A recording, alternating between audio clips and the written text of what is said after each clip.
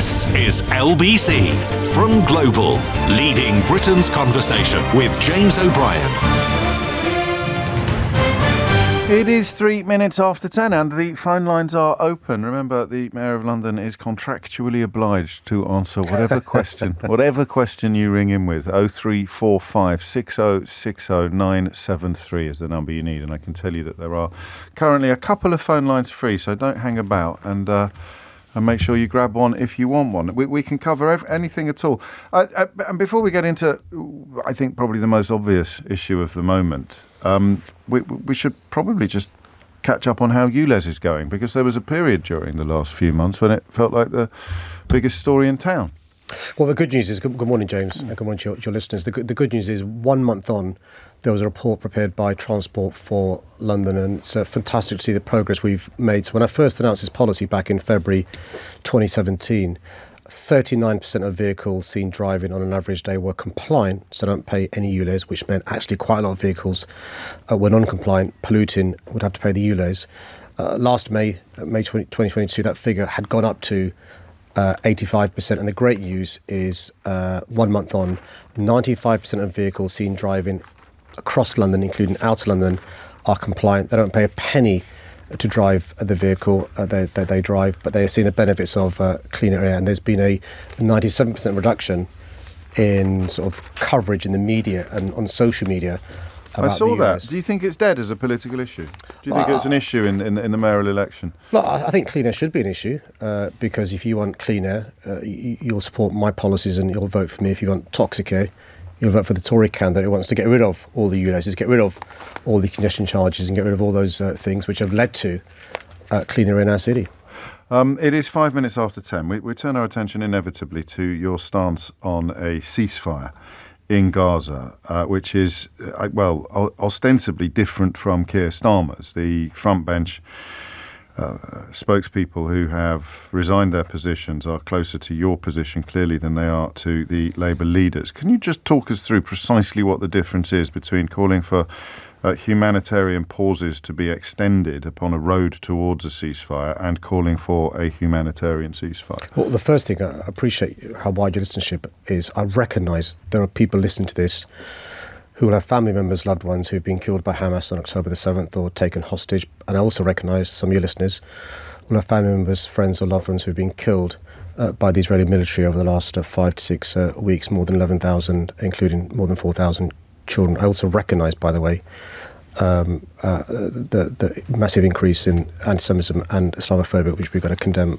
unequivocally. I think it's possible, James, to, with good faith, disagree on an issue in relation to what should happen in the Middle East. I think it's wrong to subscribe to those who are against a ceasefire a view that they are in favour of or they're condoning the killing of civilians. Similarly, I think it's unfair and wrong to subscribe to those of us calling for a ceasefire that we're somehow Hamas supporters or we are naive. I'm quite clear in relation to the reason why I call for a ceasefire. I think the bloodshed's got to stop. I look at the 120 countries who are supporting a ceasefire, the United Nations supporting a ceasefire, the UN General Secretary calling for a ceasefire, all these humanitarian organisations calling for a ceasefire. But also, I know from my time in government, the difference a British Prime Minister calling for a ceasefire can make. In 2009, Gordon Brown, our Prime Minister, and the opposition called for a ceasefire. And a few days later, Israel, in fact, unilaterally did have a ceasefire, and the Arab League persuaded Hamas to have a ceasefire, which was first for a day, then weeks, then months, then years. The bloodshed has to stop. I suppose my question looks more at the notion of postponement, and in fact your example of 2009 rather proves the point, because you're both you and Keir Starmer are calling for a postponement of combat. And yet your side of the argument pretends that you're calling for a cessation when you know it will start again. And Israel would argue, and supporters of Israel would argue, that the best way of ensuring that it doesn't start again, or the best way of prolonging the postponement for as long as is possible, is to continue the bombardment. Well, history tells us continued violence doesn't lead to peace. What we need is, of course, a roadmap to a two-state solution. We've got to get the respective parties speaking, but we've got to get the first instance, by stopping the killing. I'm afraid there's lots of bad faith now in that part of the world, even worse than there was in the past. But just pause and think in our lifetime, James, we're of a similar age. Just look, I'm not giving equivalence, by the way, to these parts of the world, but it's just a comparison. Just look now at Lebanon or Northern Ireland, the Republic of Ireland and South Africa. At some stage, calm heads recognised the importance of a cessation of violence. Use the word pause. That led ultimately to a permanent ending of violence. But unless you call for a ceasefire, how are you going to get there?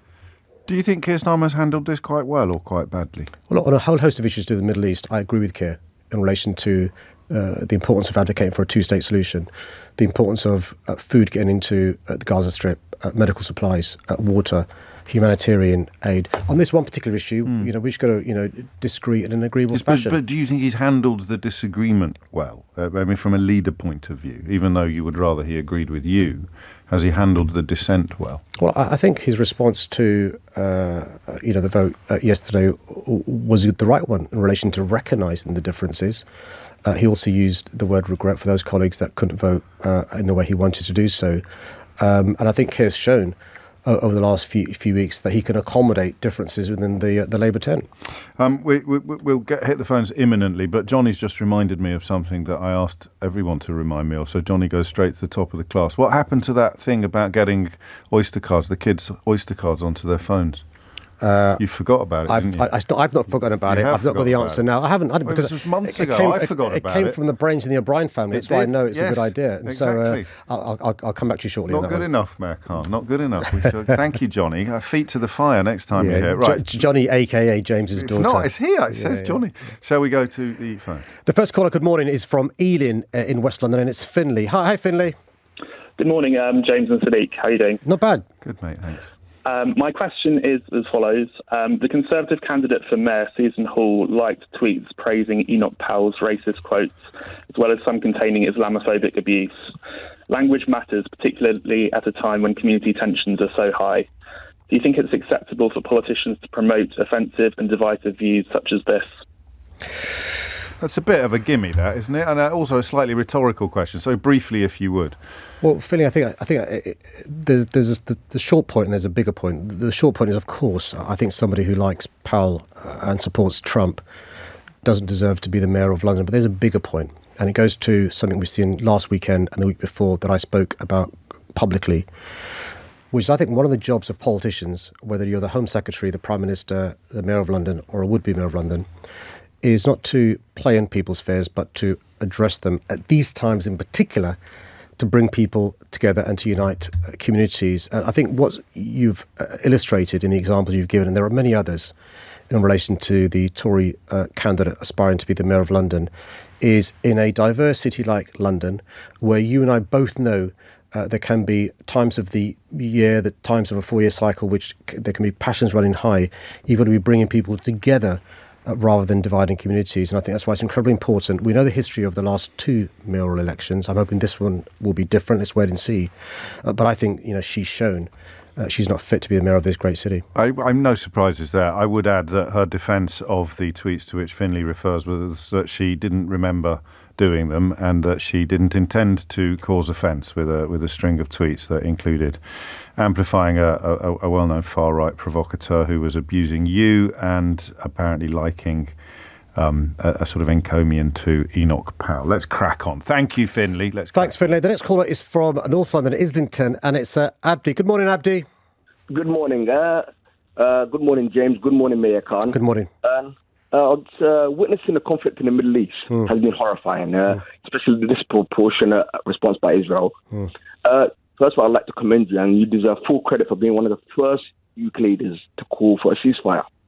My question, however, and concern is around the rising community tensions here in London. How are you making sure that the conflict in the Middle East isn't played out in the streets and schools of our great city? Abdi, thanks for your question, and thanks for the way you asked it as well. Look, Abdi, you and I, and all the listeners here who aren't Jewish, need to understand there are Jewish Londoners who are scared. We've got to recognise that. Every Jewish person I've spoken to, met with, engaged with, is affected by what happened on October the 7th and subsequently. And by the way, we've also got to recognise there are many Muslims across our city and country who are scared. We've seen a massive increase in anti-Semitism and an increase in Islamophobia as well. And what I've sought to do, Abdi, not just over the last 5-6 weeks, but during my mayoralty, is to work with London's diverse communities, particularly young Londoners, to give them the skills, the tools, the resilience, so they don't look for things that are different straight away, but look for things that we have in common. Also dealing with some of the stereotypes that exist, the tropes that exist about Jewish people and Muslim people as well. Tensions are running high, Abdi. There has been this massive increase I talk about. And one of the things I want listeners to do is just to be cognizant about how their behaviour is received by the other. So, for example, yes, strictly speaking, a particular chant may not be a criminal offence. Yes, strictly speaking, your behaviour may not be a criminal offence. But how it's received is petrifying to the recipient. And so it's really important that we recognise that one of the joys of living in London is our diversity, but we should be sensitive to how others are feeling. And I mentioned in answer to James's question at the top of the show, Abdi, I've met Londoners whose family, friends or loved ones were killed on October the 7th. I've met Londoners whose family, friends or loved ones have been killed by the Israeli military. And so it is tough, Abdi. I think when we get through this, the last thing I'll say, Abdi, is this. I think we should be able to disagree agreeably, even on really emotive, passionate issues like this. And I worry some of the things people are saying and doing may make it really difficult once the tensions have ended for us to carry on being good neighbours and good friends and good colleagues. How worried were you on Saturday about serious violence? How worried were the Met? So incredibly worried. So you'll remember, because it was played out in the media, what the Home Secretary said. And I was concerned that some of the language she was using would embolden the far right to turn up on Saturday to, inverted commas, protect the cenotaph. No risk, by the way, of the organisers and the pro-Palestinians going anywhere near the cenotaph because they'd agreed with the Met Police Service to stay well aware. I was in regular contact with the Commissioner and his top team during the Friday, Saturday and Sunday. You know, James, 18 officers were injured, 3 of them hospitalised, 3 hospitalised, and it was thuggery from the far right. Their leader comes along after promoting himself on social media, incites his followers, then jumps back in a cab and drives off. Typical cowardice leadership from far-right leaders. But we were worried. But also, James, during the course of that day, I'm not sure if your listeners realise, a lot of the members of the far-right then sought to go to where the pro-Palestinian march was taking place to cause violence there as well. And so there were incidents on Saturday of hatred being spread, both Semitic hatred, but also Islamophobic hatred. That's why Abdi's question is so important, because we can't allow this small number of people inciting hatred to divide our communities. And I'm afraid, the Home Secretary that was, emboldened and encouraged that sort of behaviour. Are you saying that you believe that the Home Secretary effectively summoned the far-right thugs? Well, there was no talk before the intervention of the Home Secretary and the Prime Minister of Remembrance Day, Armistice, the Remembrance Sunday or Armistice Day being affected. None of the organisers of the pro-Palestinian march, there were a number of organisers, a number of groups, had agreed with the Met Police Service to stay well away from the cenotaph, well away from Parliament Square, because they were aware, Armistice Day. And so it was never an issue in relation to jeopardising Armistice Day or Remembrance Sunday. But she very much created the idea that it was. Exactly right. And that then what happens then is, social media amplifies these things. Park for a second the deep fake stuff in relation to, my intervention and my involvement in relation to this. Just tell people what you're talking about, because not everyone will be aware of that. So we it was brought to our attention that there was stuff circulating on social media amplified by the far right where I'm allegedly, I can say it's me, where I am saying to a group of people that I'm telling the Commissioner what to do and so forth and so forth. And that led to, obviously, a lot of anger.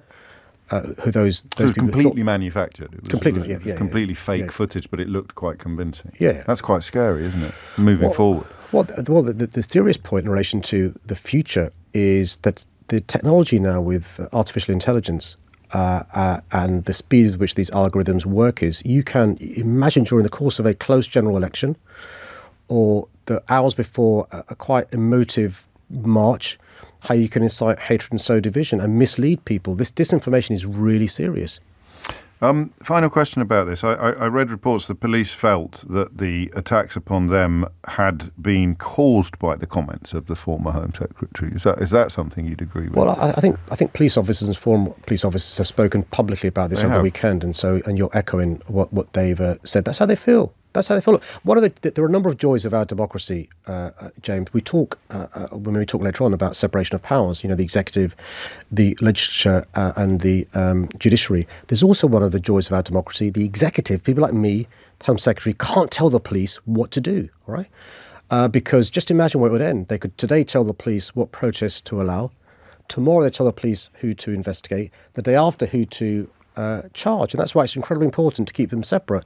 And there is a concern that some of the language used by the Home Secretary and, by the way, Prime Minister, gave the impression that the police were being political. They were, inverted commas, choosing sides. And if you're on the other side, you can understand why they might be animus towards the police. And the police have to police without fear or favour. We can't ask the police their views on Remain or Brexit or, the Middle East or COVID rules. Their job is not to ask, those sorts of questions, but to implement and enforce the law. Another call, please. Thank you, Abdi. Thanks, Abdi. Thanks for your question. The next caller is from Brentford. Richard. Good morning, Richard.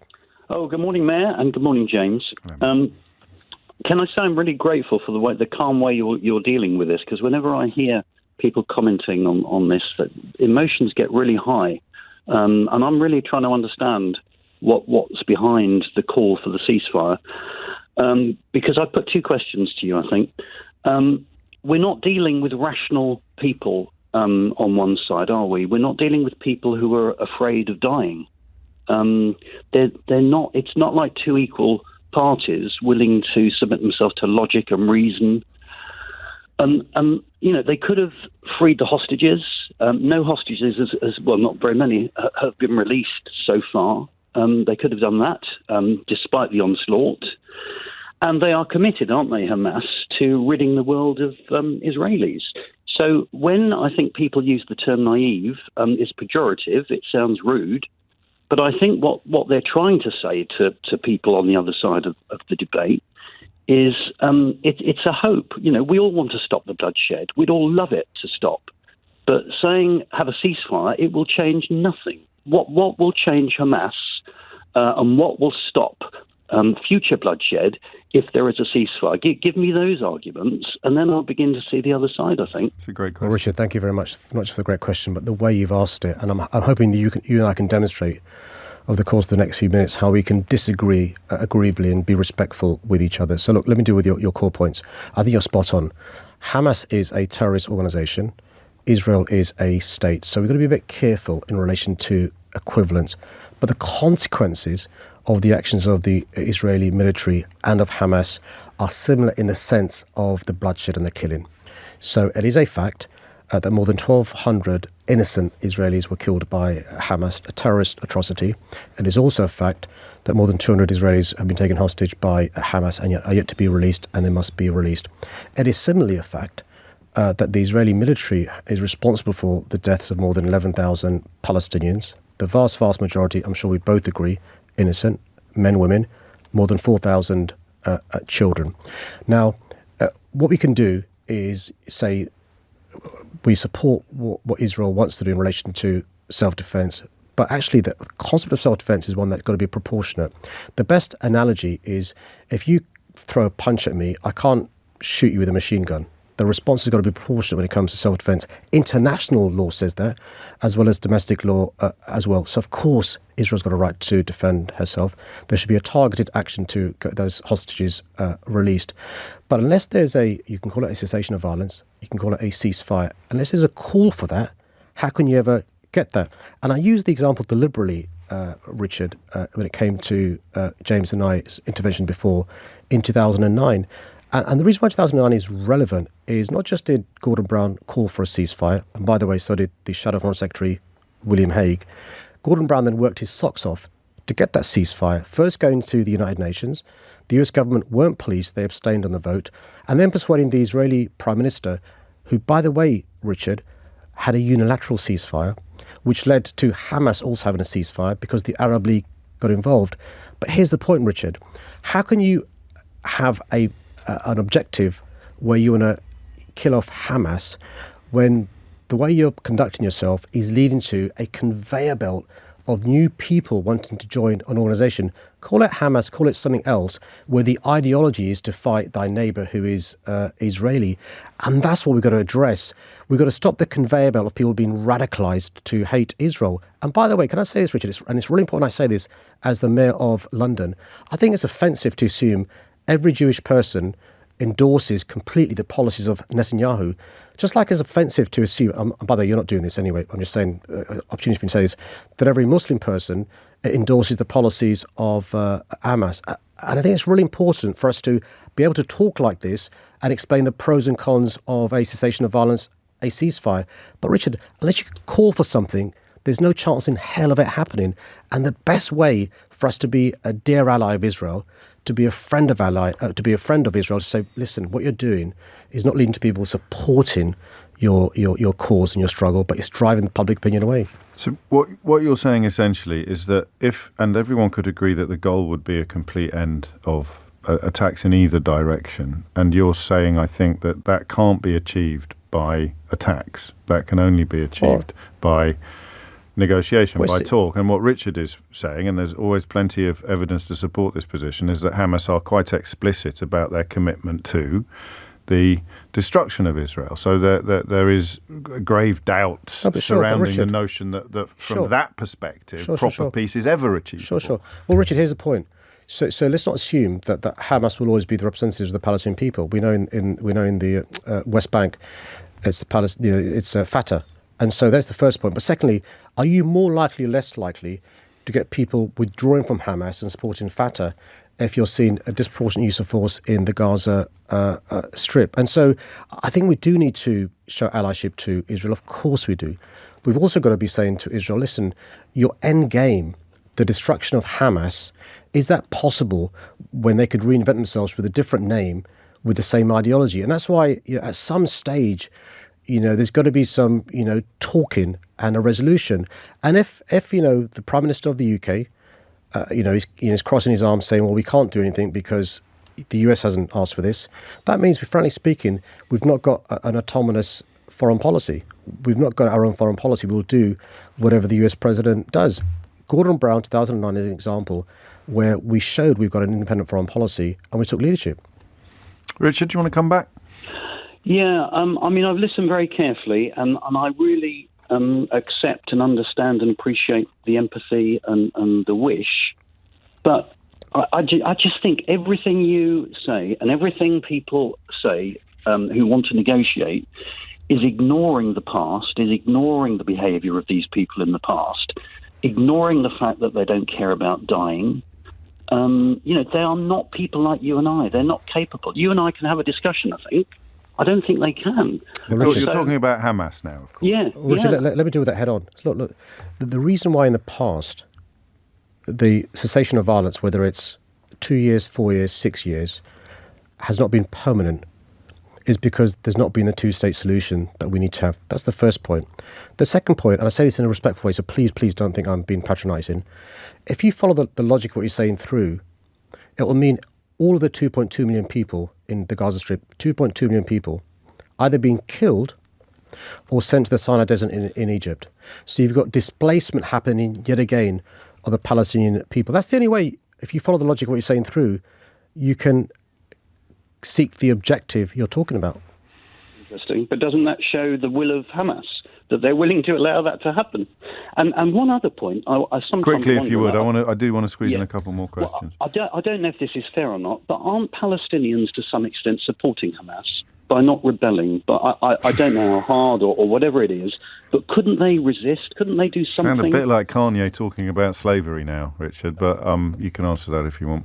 Well, Richard, I think you're in danger of, and I apologise when I said this before, but I think you're in danger of making my point for me. It is not the case, Richard, that all Palestinians support Hamas. It's just not the case. And by the way, there are Christians in the Gaza Strip as well. And I think we've got to be very careful. We've got to be just very careful in assuming all 2.2 million people will support Hamas. But also, I've got to say this: that some of the behaviours of the Israeli military, you can understand why, if you're in the Gaza Strip, you got a choice of the Israeli military or Hamas.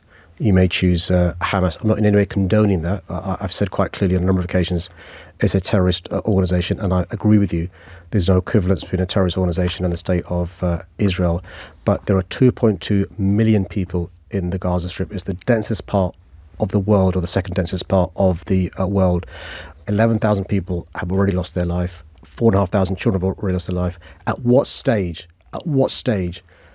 is the Israeli government going to say this is enough?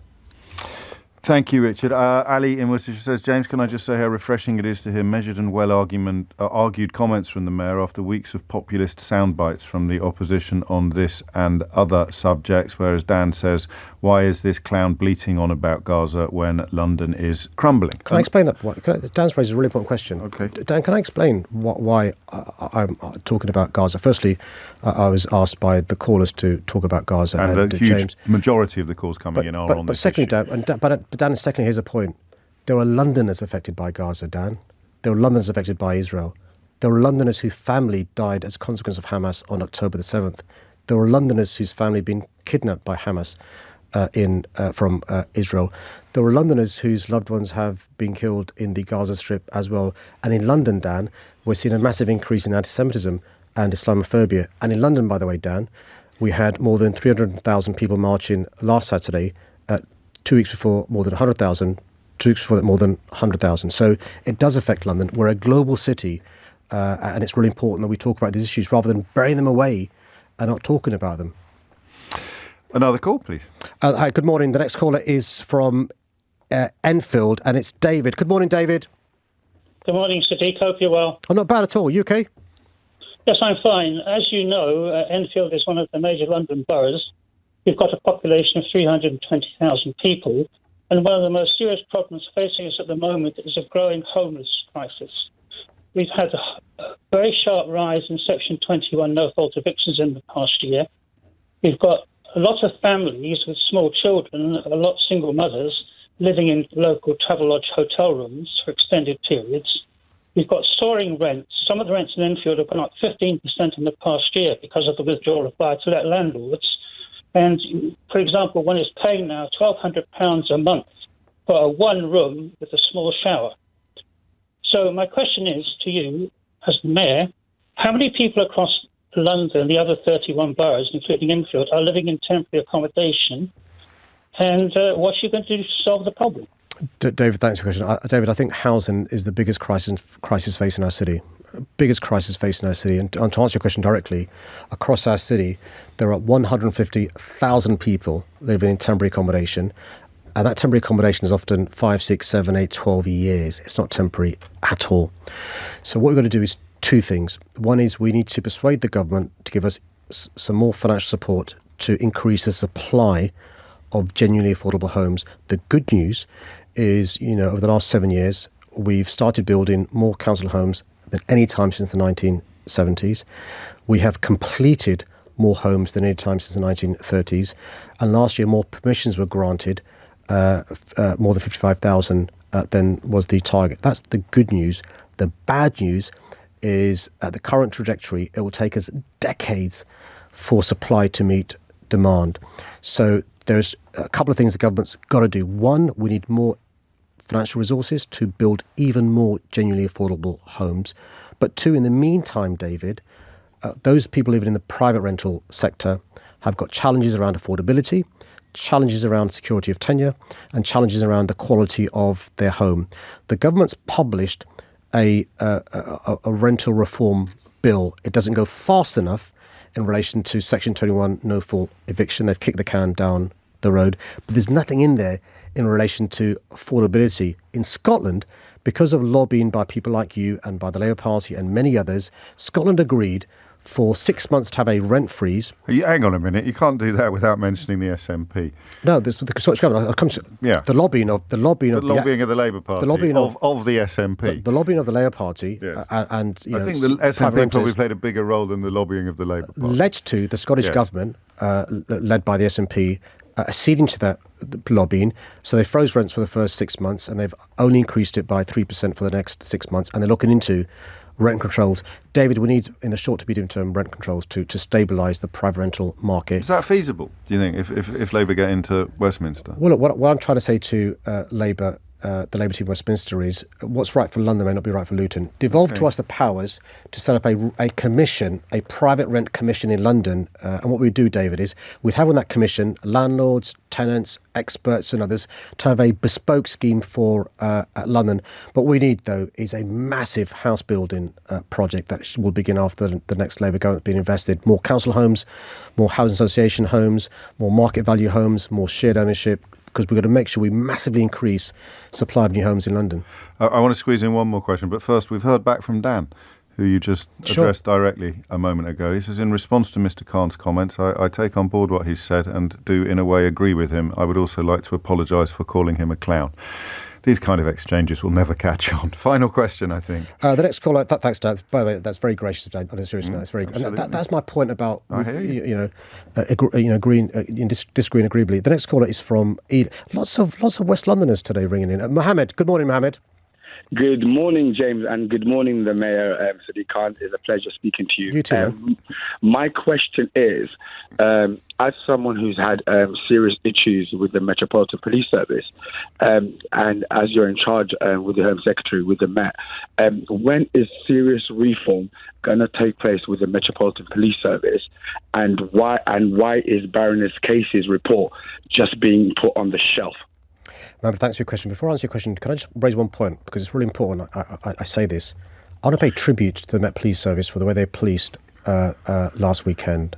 It was a really good example of exceptional professionalism in the face of huge provocation. And the reason why I say that, Mohammed, is you've got to call out the good as well as calling out the bad. And, when I'm told 3 officers have been hospitalised, when I'm told 8 officers have been injured, it reminds me that every day police officers go to work knowing full well they could have to make the ultimate sacrifice. They could be hurt, injured and so forth. And so let's say that loud and clear to start off with, but also recognise there are systemic cultural issues in the police service, right? Dame Louise Casey found the police service to be institutionally racist, homophobic and misogynistic as well. So what we've done, Mohammed, is act on those recommendations. We've got a new commissioner in Sir Mark Rowley, assisted by Dame Lynn Owens, the Deputy Commissioner. We've also set up a policing board for London, a cross-section of experts on that London policing board who will help me support the police, but also hold them to account. The good news, Mohammed, in the last year, because of this new commissioner, he's accelerated the number of officers who are, have got allegations against them should be disciplined. He's accelerated the number of officers who've been suspended. His frustration, which I share, is it's too hard to get rid of bad officers, to change the culture because of a lack of leadership, lack of training and so forth. And so we're lobbying the government for a change in the law. But in the meantime, when I tell you there are 800 officers who have been put on restricted duties, 200 officers have been suspended. That shows the pace of change this commissioner's bringing in. But I'm as impatient as you are for change, and we need to make sure London gets the police service it deserves. Paul Condon, back in the day, after Macpherson, of course, accepted the description of the Met as institutionally racist. But Mark Rowley continues to refuse to do so. Yeah, this is a good example of an issue that I don't agree with somebody about, but I can agree on all sorts of other issues. So Mark doesn't accept the definition of institutional racism, misogyny or homophobia, but he does accept all the other analysis by Dame Louise Casey for reasons that Mark can describe better. He's got problems with the definition. That doesn't take away from the fact he's addressing the issues that Dame Louise Casey says need addressing to change the culture in the police service. And institutionally corrupt as well. There was that other inquiry in Daniel Morgan, and I had the pleasure of speaking to Daniel's brother on your show, actually. Of course you did. So I hear what you're saying, and Mohammed hears what you're saying, but both of us could be forgiven for going away thinking that the Met is currently just keeping its head down rather than trying to root out the problem. No, that could be the allegation set against Paul Condon, which is talking the talk, not walking the walk. I think Londoners will see with the new policing board for London. Londoners will see by the numbers of officers who are facing dismissal. Londoners will see in relation to the sort of people when I recruiting, more diverse, more women, people with more life experiences. But also Londoners will see by hopefully examples like the one I had last Saturday had the misfortune of having to attend the funeral of a child who'd been killed in Croydon, Eliane Andam, in Croydon. Heartbreaking story, but at that funeral, hundreds of residents in Croydon gave a spontaneous round of applause to the local police who'd worked incredibly hard in that community. So my point with Eliane's funeral story is actually it's possible for good policing to win back trust confidence of a community. I want more examples of police officers working incredibly hard to earn the trust confidence of Londoners. Thanks, Mohammed. And we are out of time. I will ask you this because you've alluded to it a bit. The Mayor of London would ordinarily expect to be in regular contact, if not necessarily clear cooperation with the Home Secretary. Does the change of personnel in that department please you this week? Look, can I say I spent more time with the new Home Secretary, James Cleverly, in the last week than the previous one in the last year. Really? And so I've had... pound for pound? Yeah, I've had, I think, 8 Home Secretaries since I became a mayor. Crikey. So how much time did you spend with Suella Braverman? So we had no bilaterals, no meetings. And you think about the Home Secs that I've worked with, from Theresa... So even in the run-up to Saturdays, she wasn't talking to you not at all? Not at all. And so I've worked with Theresa May, Amber Rudd, Priti Patel, Sajid Javid, James Cleverly. Spent the time... Within the first 24 hours of James Cleverly being appointed, he made time to speak to me for, I think, half an hour, 45 minutes. And, put aside the party politics stuff, that's what grown-ups are going to do. You're the Home Secretary, jointly responsible for the police service with the Mayor of London. You care about the city, I hope. And I'm hoping it bodes well for the relationship between the Home Sec and the Mayor of London, but also for Londoners in the police service. Mayor of London, Sadiq Khan, many thanks. See you soon. We'll see you in a month. And remember, any questions that you want to put to the Mayor, you can. And even perhaps you can send in some snark by text and get a bespoke response, as Dan did, which he, I can tell from another message, he's absolutely delighted with. So thank you, Sadiq Speak Khan. soon. It's coming up to 22:11. You're listening to James O'Brien on LBC. Let's have the latest headlines now with Holly Harris. James O'Brien on LBC. James O'Brien on LBC. It's 10:43. You're listening to James O'Brien on LBC, where you almost... sometimes, do you ever pinch yourself and double check that you're not dreaming? How many times did I say to you that the more bogged down they get in the refugee stuff and the further we come away from the vote to control our borders and the evidence that we've ended up doing anything but, the more likely it becomes that they start casting around for some of the previous greatest hits. A bit like a sort of drunk club singer on stage who's forgotten all the tracks that he learned especially for tonight and therefore is reaching back into his own memory banks for the songs that he was singing 30 years ago. This is a description of the current government, of course, the current Conservative Party. None of the new stuff is landing or working. 7 bins Sunak and the meat tax. Sounds like a really rubbish band, that, doesn't it? 7 bins Sunak and the meat tax. And now, ladies and gentlemen, please welcome to the stage 7 bins Sunak and the meat tax. That hasn't worked at all. They're tearing chunks out of each other over their refugee policies. The prospect of sending a couple of hundred people to Rwanda somehow overshadowing a backlog that is well over 100,000. I don't get that, and we're not coming back to that today because I can't bear Suella Braverman. I've talked about her quite enough. But the idea that the prospect of sending a couple of hundred people a year to an African dictatorship is somehow the most relevant element of a conversation about an asylum backlog, which is well over 100,000, is absolutely bonkers. And yet everywhere you turn in the UK media at the moment, everywhere you turn, it's been treated as if it's massively important. But it's not actually good for the Tories. This is crucial. It's crucial to understanding client journalism, because client journalism can move a bit, can't it? It can move from individual to individual, or it can stay loyal to the party. Staying loyal to the party in the current context involves doing the bidding or cuddling up to Rishi Sunak, whereas other elements of the media, most obviously today the Daily Telegraph, might go the other way and start looking out for Suella Braverman. The point is, that's not good for the Tories, right? Because they're biting chunks out of each other. So if you're dedicated to keeping the Tories in power, regardless of how awful they are, then the refugee stuff is actually beginning to lose some of its salience. Doesn't stop the Daily Mail, because they can attack the House of Lords. So the Daily Mail is a masterpiece of mad sociopathic or psychopathic hatred. Who can we attack today? Who can we attack today after the party that we put in power and supported every single Prime Minister that we've had for the last 13 years? Who can we attack today for the fact that all their policies are failing? Let's attack the House of Lords for something that hasn't happened yet. So let's put 2 pictures of dinghies on the front page of our newspaper, dinghies full of people trying to get to the UK, and let's blame the House of Lords for doing something they haven't done yet. This is, just pause for a moment to imagine what it must be like to inhabit the brains of whoever it is that comes up with this stuff. I say brains, I think they've just got an enormous throbbing bile duct between their ears.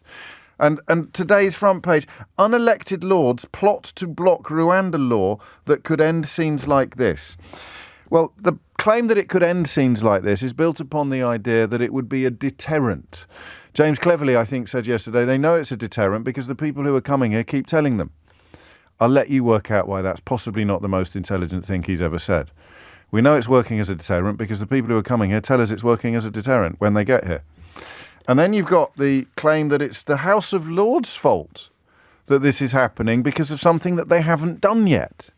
So, as always with jingoistic or racist posturing, you have to keep running away from reality. You have to keep running away from reality. And that today involves, who can we attack now? We can't, oh, yikes, they're not ready to attack Rishi Sunak yet. The Telegraph are. They've sort of gone Team Braverman. Can we attack Gary Lineker? Can we blame this one on Carol Vorderman? Can we blame it on the woke mob? Can we blame it on the national... No, you can't blame it on Gary. He's not done anything, and he puts refugees up in his house, doesn't he? So we can't even accuse him of being a hypocrite anymore. Can you blame it on Carol Vorderman? No, we can't blame it on Carol Vorderman. She's more into the sort of financial shenanigans than the refugee issue. We can't really pin that. Can you blame it on the National Trust, the woke National? No, we can't blame these dinghies on the woke National Trust. Can't we just blame it on the government that's been in charge for 13 years and promised to quotes control our borders, end quotes, when Brexit was... No, we can't do that because we were complicit in that con. We helped sell Brexit. We told our readers that we'd be... Oh, so who the hell are we going to be able to blame this on? Can we blame it on ourselves? Don't be ridiculous. You're fired. Get out. You can't blame it on ourselves, even though it's entirely our fault that the British public is absolutely twisted on this. Can we blame it on the House of Lords? No, we can't. Well, hang on just a minute. They haven't actually done anything yet, the House of Lords, but we could certainly tell our readers that they're about to stop the solution that would otherwise be happening, but hasn't for 13 years, just for reasons. So down with the House of Lords, into which the editor-in-chief of the Daily Mail is so desperate to move, so unbelievably sort of like buttock-clenchingly desperate to get into the House of Lords. So desperate to become a member of the unelected House of Lords that he gave Boris Johnson a free pass even as he was defecating all over national tradition, parliamentary sovereignty, contempt of Parliament after contempt of Parliament, catastrophic, carnage-inducing approaches to the handling of COVID-19. But throughout all of that, Johnson very cleverly dangled in front of this man, Paul Dacre. He dangled in front of him a little bit of ermine. Oh, you can be in the House of Lords. I'm a very tough man. I'm Paul Dacre. You can be in the House of Lords, but you've got to give up any pretense of journalism and turn the Daily Mail into a fanzine for the worst Prime Minister this country has ever seen. No problem at all. Leave it with me, Boris. Would you like a column when they finally chuck you out? And he got one. So that's the unelected House of Lords that he's so cross with today. The one that he would give his left leg to be in. That's how ridiculous and twisted they are. So anyway, the House of Lords get in the black. So what are they going to do? What are the papers that want to keep the government sweet? Who are they going to get you? Who are you supposed to be hating today? Answers on a postcard, please. Or you can tweet at Mr. James OB. Threads, I'm on Threads as well. Sometimes I even remember to look at it, at Mr. James OB. You could text 84855. Who are we supposed to hate today? Do you know? Have you worked it out yet? Have you heard? Has anybody told you? Who are we supposed to hate today? Because we can't go, the refugee, the marchers. We tried the marchers. We called them hate marchers. You can't make it more transparent than that. Go and hate them. And then they stayed all peaceful when the Neanderthals that danced to Suella Braverman's tune turned up, and they were the ones kicking up and hospitalising the police. So we can't really blame them either. Oh man alive, we need someone new. Who can we go for? We've done... You know what we're going to have to do, don't you, lads? We're going to have to announce a benefits crackdown. We can't announce a benefits crackdown. They'll see through us like a bloody plate glass window, boss. No, we've got. Shh. Listen, says Rishi Sunak, if I'm mentioning Jeremy Corbyn twice in the first 5 minutes of PMQs, then it's pretty clear how desperate we are for some sort of distraction from the fact that we are doing appallingly, and Keir Starmer is not only holding it together, but over 20 points ahead of us in the polls. We're heading for UKIP numbers, lads. What are we going to pull out? And what's quite tragic about the state of British politics is that Rishi Sunak is Mother Hubbard.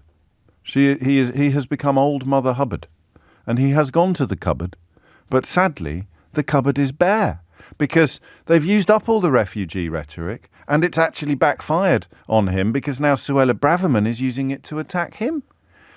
The strikes are continuing to unfold sporadically and continue to enjoy public support, so they can't really pin any of the problems that they're creating on the trades unions.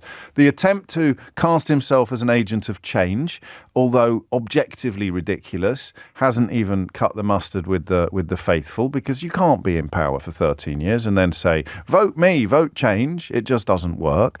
Tragically, from the Mother Hubbard's cupboard point of view, the war on the motorist doesn't exist. So that little uptick of optimism that came after the by-election result in Ruislip and Uxbridge, because they persuaded a lot of people that the ULEZ charge was going to affect them, it's now petered out. It's deflated like have you ever put a piece of sellotape over a balloon and then put a pin in it? Have you ever done that? So it deflates very slowly. It's quite cool. You can do magic tricks if you don't tell anyone about the sellotape.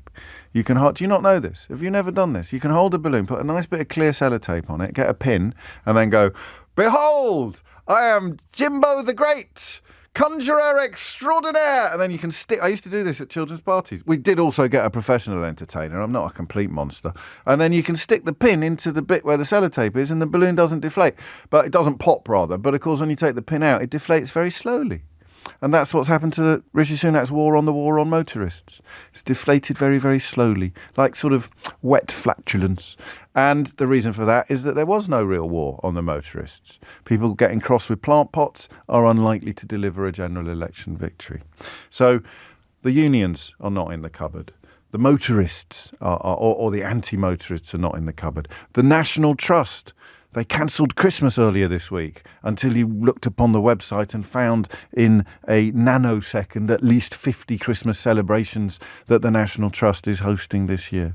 The refugees is backfiring horribly because they've started using it as ammunition in a circular firing squad. The homeless, we could have gone after the homeless, but bloody Braverman's nicked that one as well with the announcement that she was going to confiscate all their tents. You could blame the French, suggests this texter. We could blame them for the boats coming. I think there was a woman on Question Time last night blaming the French for it, which that works a bit, but it's not a policy, is it? You can't turn the British people against the French. It's not the Battle of Agincourt. So what are we going to do? What are we going to do instead of doing some governing? Instead of doing some actual politics? What are we going to do? Who are we going to hate? Who are we going to attack? And the answer is, we're going to have a benefits crackdown. Hello, client journalists. Yeah, could you get very cross about unemployed people tomorrow? Yeah, could you get that? Get people ringing in saying, I know someone who's unemployed and he lives in a mansion. And then get someone else ringing in, I know someone who's unemployed and he eats foie gras and caviar for breakfast every day. I know an unemployed person. He's got 47 children who've all got their own cars. And the oldest is only 11. Can we sort that out? Do you think we can do that tomorrow? Can we get that? Can we get that on the front page of the Times, maybe? Telegraph's gone a bit rogue. Mail is obsessing about the unelected House of Lords that the editor-in-chief is desperate to be in. But we could get it on the front of the Times, do you think? The front of the Times? Get it on the front of the Times. Benefits crackdown. And then, of course, you need some detail. What is the benefits crackdown? Well, we've already taken away most of their money. We've got people in work now who need to use food banks. We've got genuine hygiene poverty, people who are running out of money before they've run out of months, so they genuinely can't afford soap. It's quite easy to understand the idea of not even having a quid in your pocket. It happens to millions of families in this country, something that Rishi Sunak just fails completely to appreciate. So people are running out of money. The last benefits crackdown and the one before that and the one before that have left people really, really struggling. So what can we take away from them now? Well, we've got to come up with something. Could we take away their NHS prescriptions and their dentistry and the help that they get with energy bills? I don't know it's a Christian country, isn't it? Not really. We completely ignore the Archbishop of Canterbury and everything he has to say about refugees or the situation in Gaza. But do you think should we announce that we're going to take away unemployed people's dentistry and NHS prescriptions? I think we're going to have to, lads. Look at the cupboard. There's nothing in it at all. But you're talking about the poorest people in the country, most of whom we've spent 2 years saying can't get GP's appointments or can't get to see their dentist. Yeah, what you're doing there is you're making the mistake of thinking that this is substantive or real. This is politics, Tristram. We're going to announce something about people who other people already hate, and we're going to announce that we're going to be extra mean to them. So you're really going to take away NHS prescriptions for poorly people who haven't got jobs? Yes. Well, we're going to announce it. Whether we actually do it or not remains to be seen. And there it is, new benefits crackdown if jobless don't accept work. And I've been, I hope, mildly amusing in the build-up to this point. But my God, how low can we go?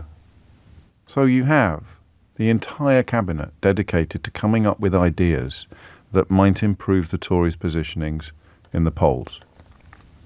And they've come up with the idea of removing free healthcare, free dentistry and NHS prescriptions from an almost non-existent constituency of unemployed people who are in receipt of both of those things as a punishment for not trying hard enough to find a job. And it will probably not be that hard to find people who think it's a great idea because, they know someone who once went out with someone whose mum was on the rock and roll and lived in Magaluf. But that's the government.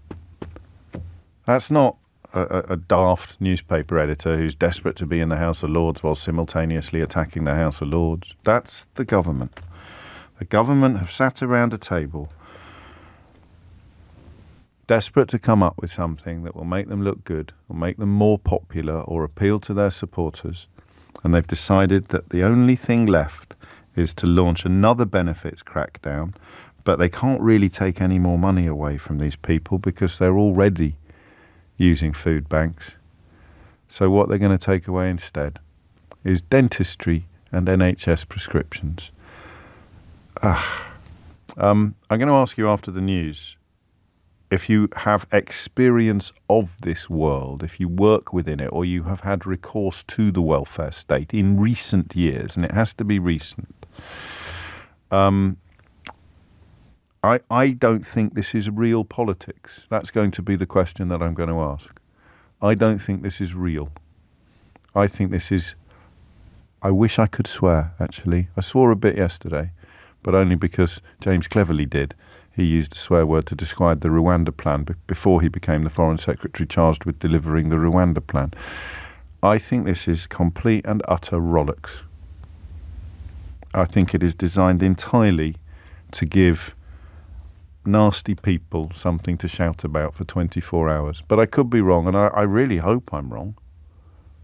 Because if I'm right, we've got a government that's looking around for where it can save a few quid and deciding that medicines for the poorest people in the country would be a good start, while simultaneously proposing reductions in the inheritance tax paid by the richest 5%. Just pause and think about that for a minute. Where are we going to get the money from? Oh, medicine for poor people. Yeah. And who are we going to give money to? The tiny proportion of the population who leave so much money when they die that their heirs have to pay inheritance tax. It's 11:02. James O'Brien on LBC. James O'Brien on LBC. So the way it will work is this. They say, right? And it's been, as I say, it's been fed to the Times. So a few thousand people currently on universal credit will be tracked using new tools.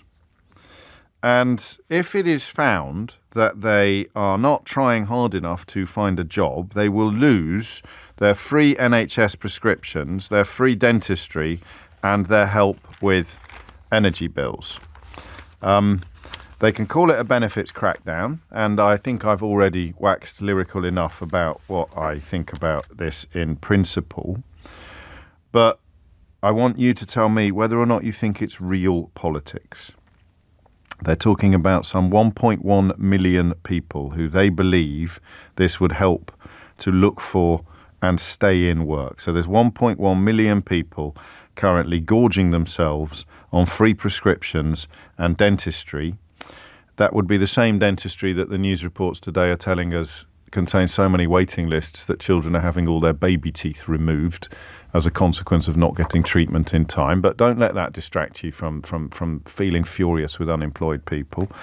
They will be asked to take part in work placements, requiring them to take a job at the end or risk losing their income under trial plans. But sanctions will also be ramped up, meaning that people who do not seek employment will lose all support after 6 months, including free NHS prescriptions, dental care, and help with energy bills. Here's the bit. It is thought that such measures would affect, wait for it, tens of thousands of people.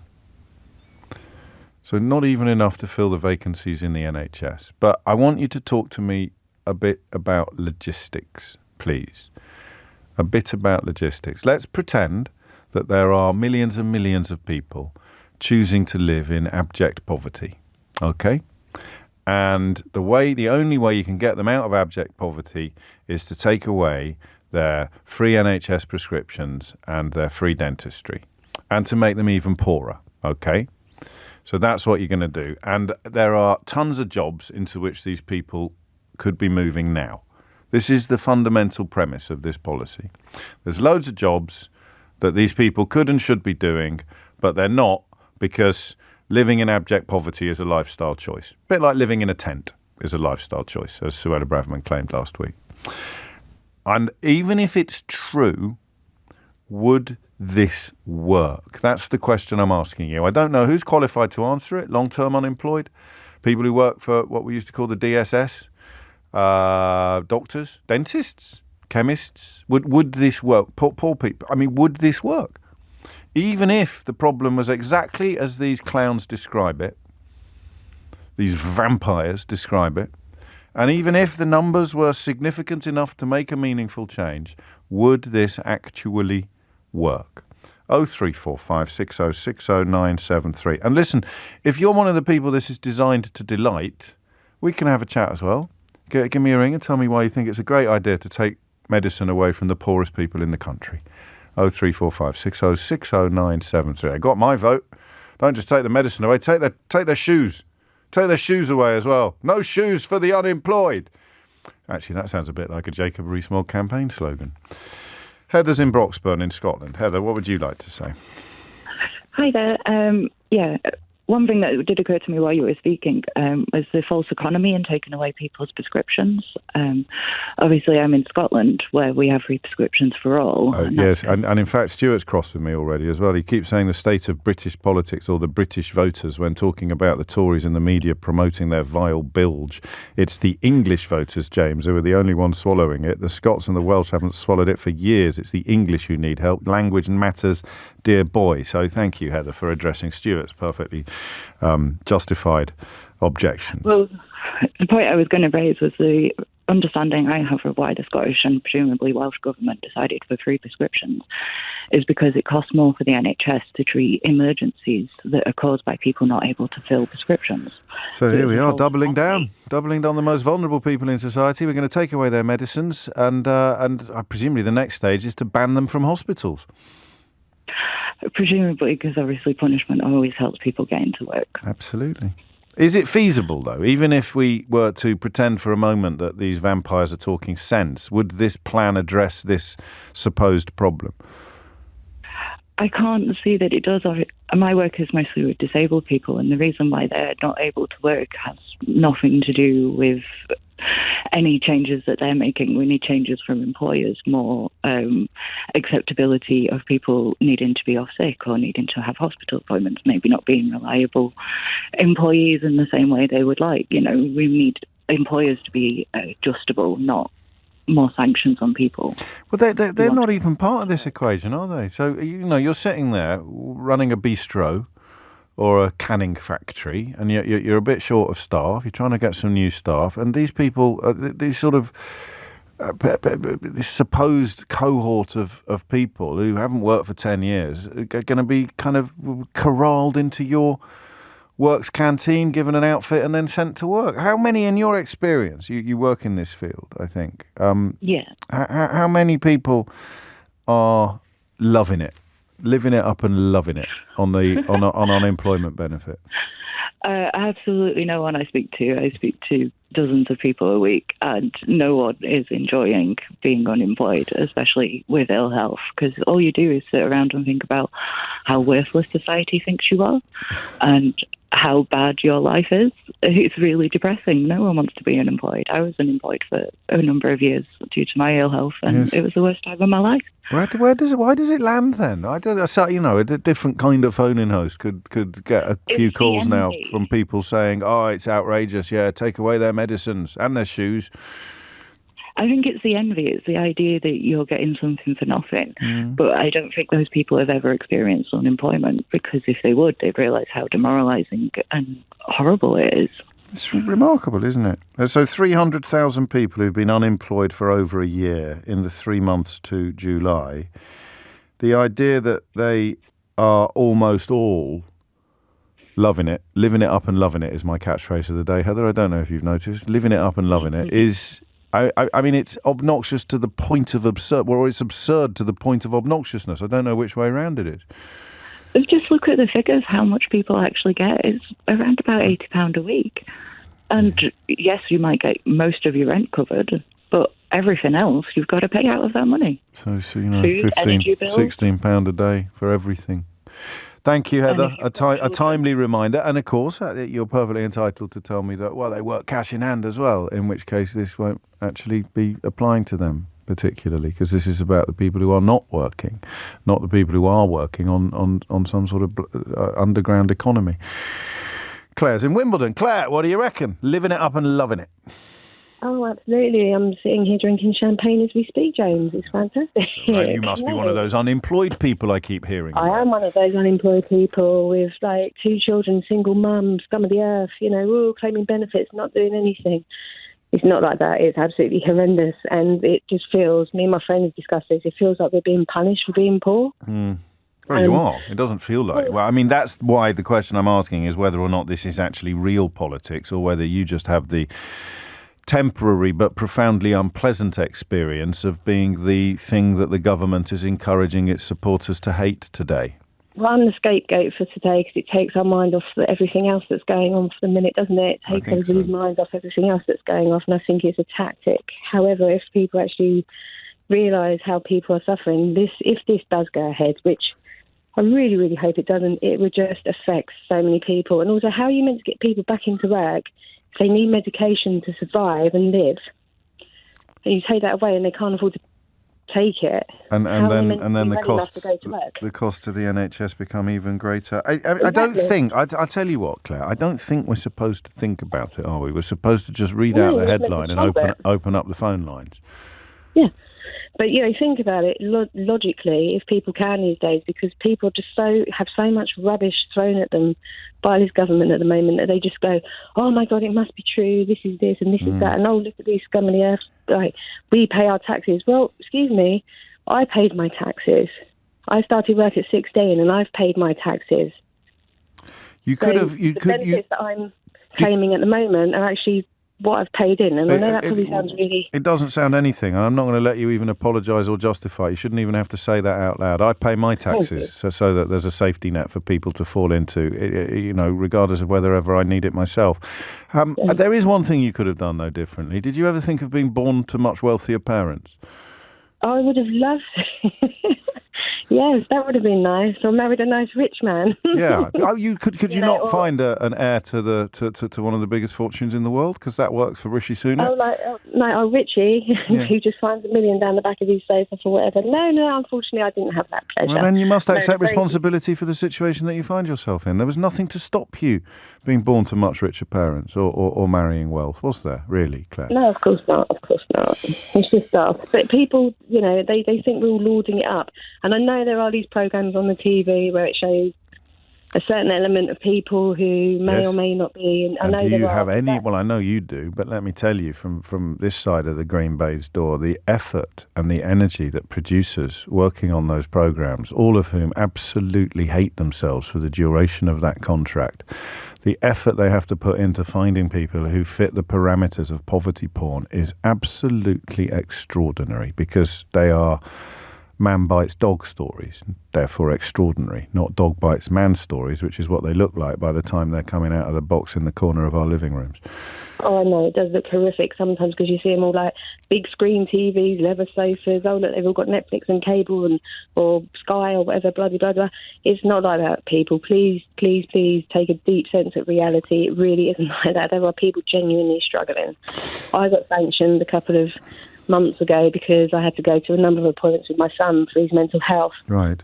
And I couldn't attend the workplace-based in-centre job seekers interview, and I got sanctioned. What does that mean? What does that mean? That means you get money stopped.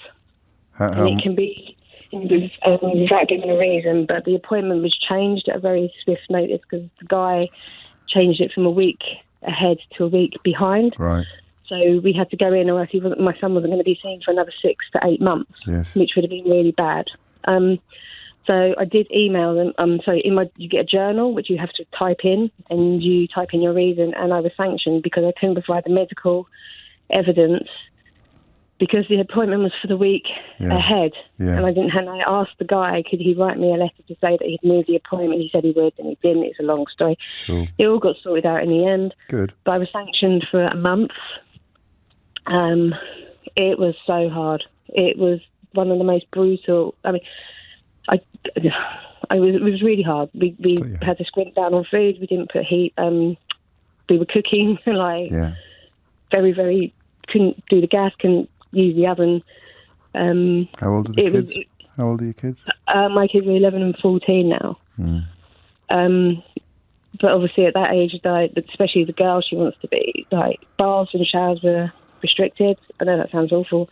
Food was literally going to the supermarket at the end of the day to see if there was any yellow sticker bargain, which was always fun. And you're the target. When the kids at school, nothing on at all, turned all the sockets off, no TV, listening to the radio, you guys, hey. Well, don't make it sound that bad, Claire.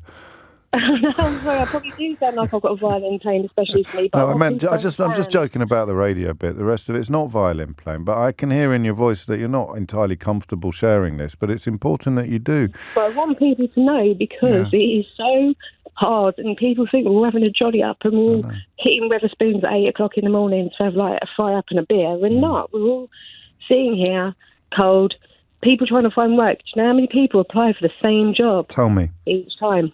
Well, I've applied for several jobs, and I was number 67 in a list, the guy told me. And here it is. No claimant should reach 18 months of unemployment in receipt of their full benefit. Also, the trouble is, because my son is suffering from mental health issues at the moment, he lost his father, so it's affected him quite badly, and my daughter as well. Yeah. I have a point where he has really, really good weeks. He can go a couple of weeks really, really good, and then he'll just go into this massive depression. He's under. Eventually, we got CAMS to come and sort him out. Well, I know what that means. I know how bad things. I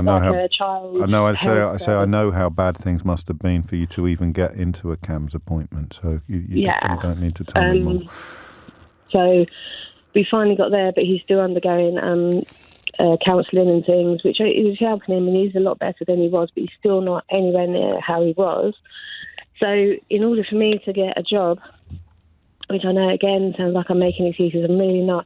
I'm trying to find remote work at the moment, because this is the only way I can think of doing it, is so that I'm here, because I can't go to work at 9 o'clock and then at 11 o'clock get a phone call from my son's school saying you have to come and get him or come and see him because he's having an episode. No. And that's something else. That's something else. If I was working for you, James, and I said to you, so I know her halfway through a show, but I've got to go now because I'll be back probably by the time you're finished. Yeah, Keith does that, Claire, quite often. I bet he does. I don't know if anyone notices. It's hard to find somebody that can work with you. No, I do understand what you're saying. It's night work, but then I have no one to look after my son and my daughter at night, and they're too young, I personally believe, and my son, the way he is, to be left for any number of hours on their own. You couldn't. And also, if I did do that, I was told that social services would come after me. So what do I do? Well, come and sanction me then. Come and take my healthcare away. Come and take my dentistry away. But then I don't know what else you want me to do. I'm sorry. No, you haven't got anything to apologise for. I do. I'm sorry. I've just got basic sympathy for what you're going through, but I'm also sorry that you have to be exposed on top of this to the hatred, the deliberately stoked up hatred of fellow members of the public that the Tory party and, very sad to say, some people who do what I do for a living send in your direction. Yeah, it's all right. This is all right. Skin. Yeah, well, all I can say in consolation is I think there's more chance of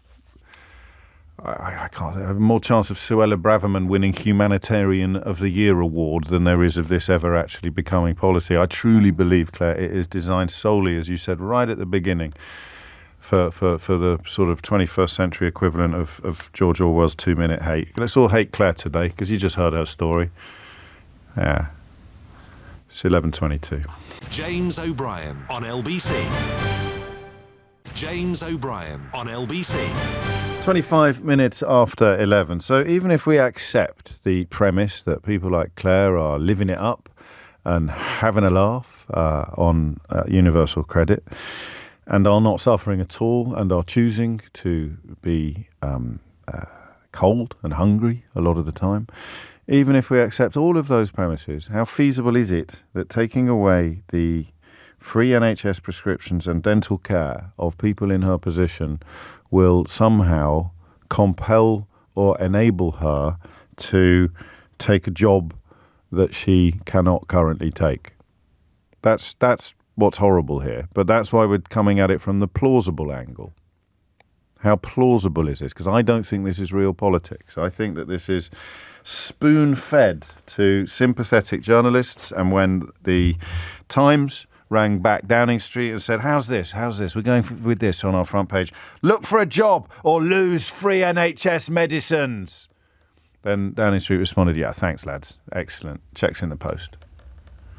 Look for a job or lose free NHS medicines. But it is possible that there are loads of people out there living on 80 quid a week or whatever it is who don't want to look for a job. And they may be the reason why some people are supportive of this. I've got loads of calls, so I should shut up for a bit. But I am thinking, don't nod that. Please, don't nod quite that enthusiastically. You're my colleagues. And people tune in to listen to me. Not your silent snark in the background and your nodding heads. I will now take a lot more calls, but I am going to add a question when I have some room on the switchboard, which is, why does it work so well? You know, like the anti-James that I tell you about sometimes. The James who does the radio phone-ins that are a bit 1970s. So I could today be encouraging you to ring in and tell me why it's a great idea to take medicine away from the most vulnerable people in the country. Why does that work so well? What is it that it appeals to in people? And ideally, you can tell me what it appeals to in you. I'll remind you of the number shortly. It's 11:27. Kira is in Nottingham. Kira, what would you like to say? Hi, James. Hello, so Kira. I'm not in the position of unemployment yet. Right. There's a big yet here. So I'm currently a university student and I'm autistic and I'm already struggling to cope with university. That's already making me worry of will I be able to get employment, especially because my degree is in journalism. Right.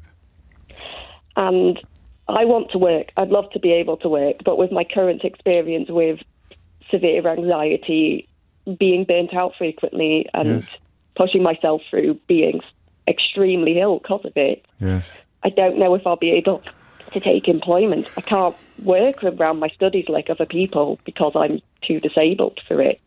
And the government will probably see autism as not disabled enough to class as being unable to work.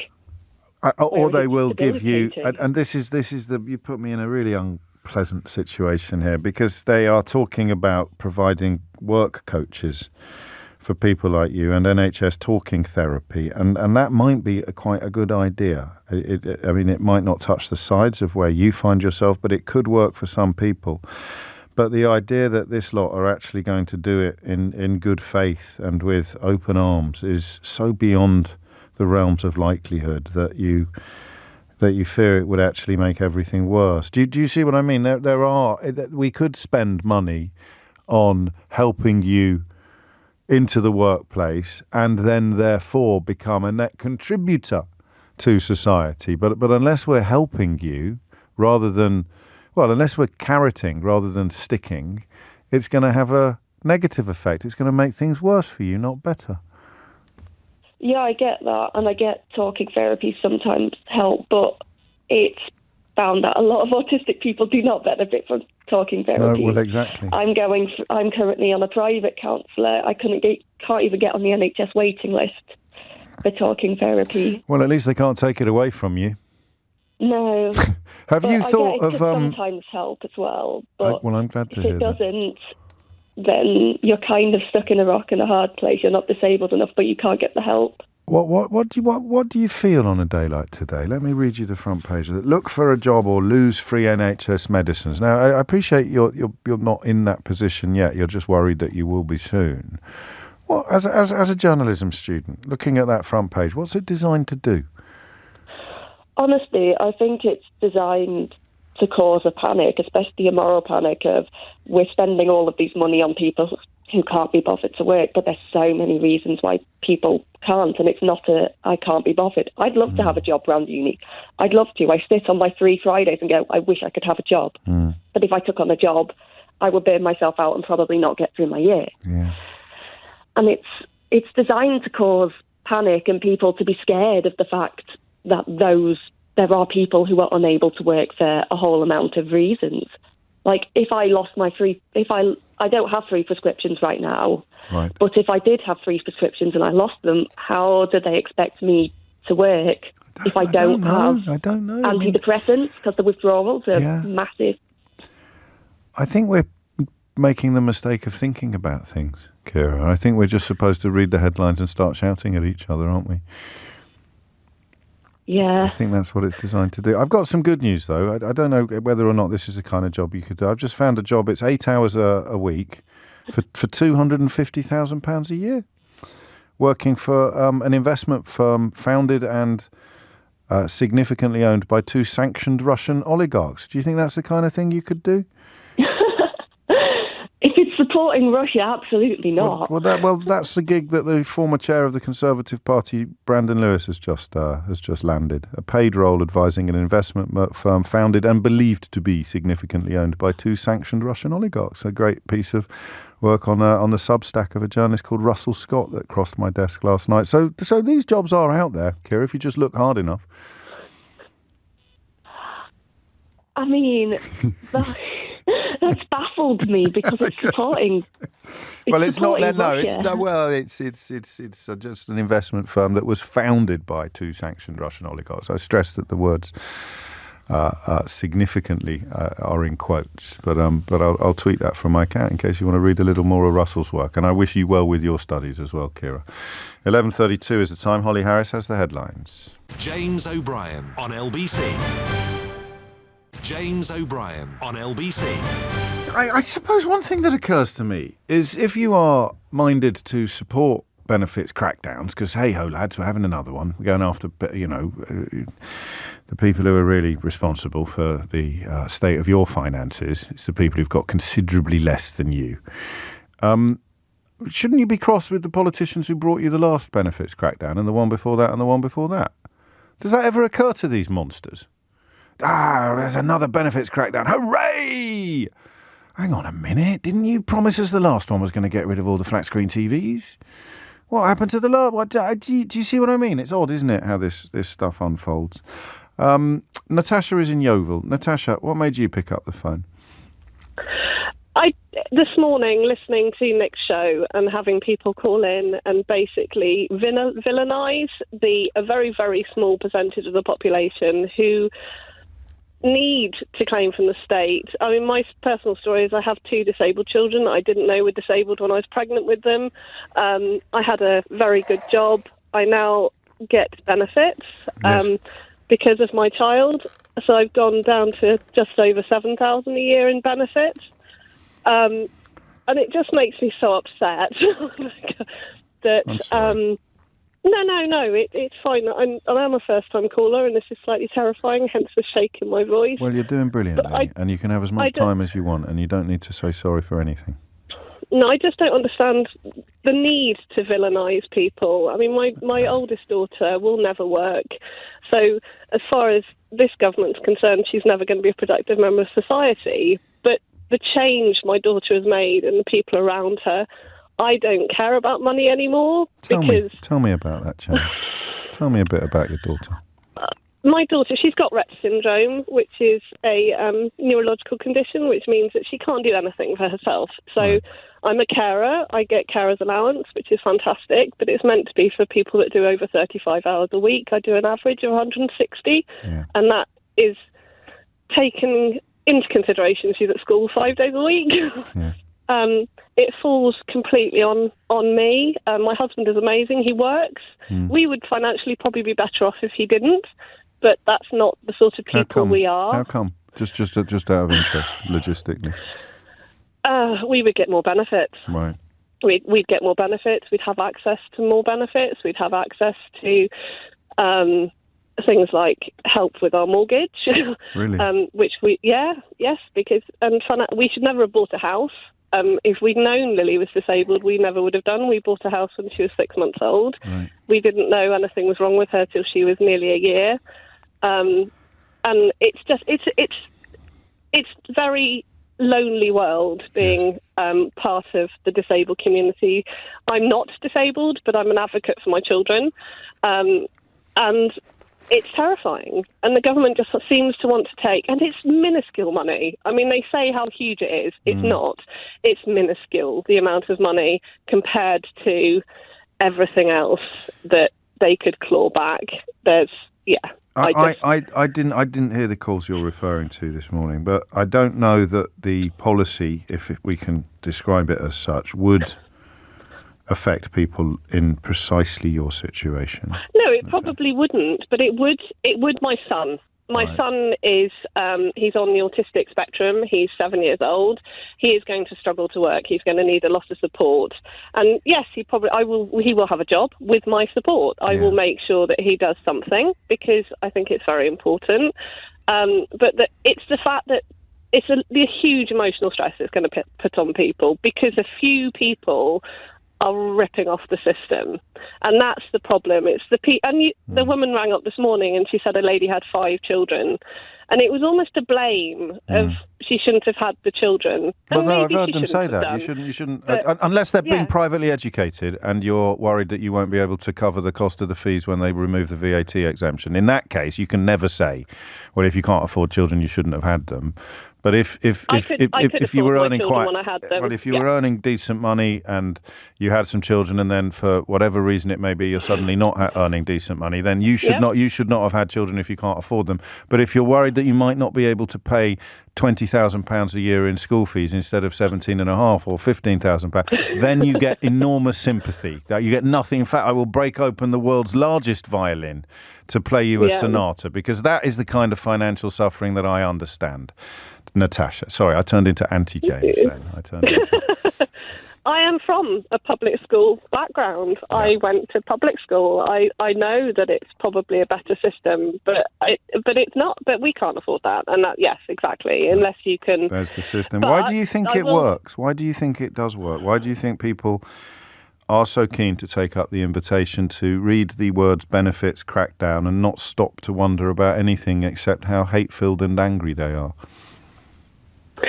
Because we need to blame someone, and we need to jump on something. For my own life? Am I blaming? Right. Yes. Well, because they see that for example, myself would be sitting there doing nothing. I run a support group for parents with disabled children. I am part of my children's PTA because that's what you do. I do as much as I can do, and I'm exhausted. I'll be honest. Having a child with physical disabilities is very tiring. But they just think we do nothing. They think I'm out shopping, buying clothes, and going on holiday. We haven't been on holiday in 7 years, so I don't know where people get this idea from. I mentioned 5 children because I'm pretty sure they took away child benefit for any children above 2, didn't they? Anyway. I have 3 children, and I don't get. My second child was born in 2017, so no, we get it for 2 children. We get child benefit for 2, exactly.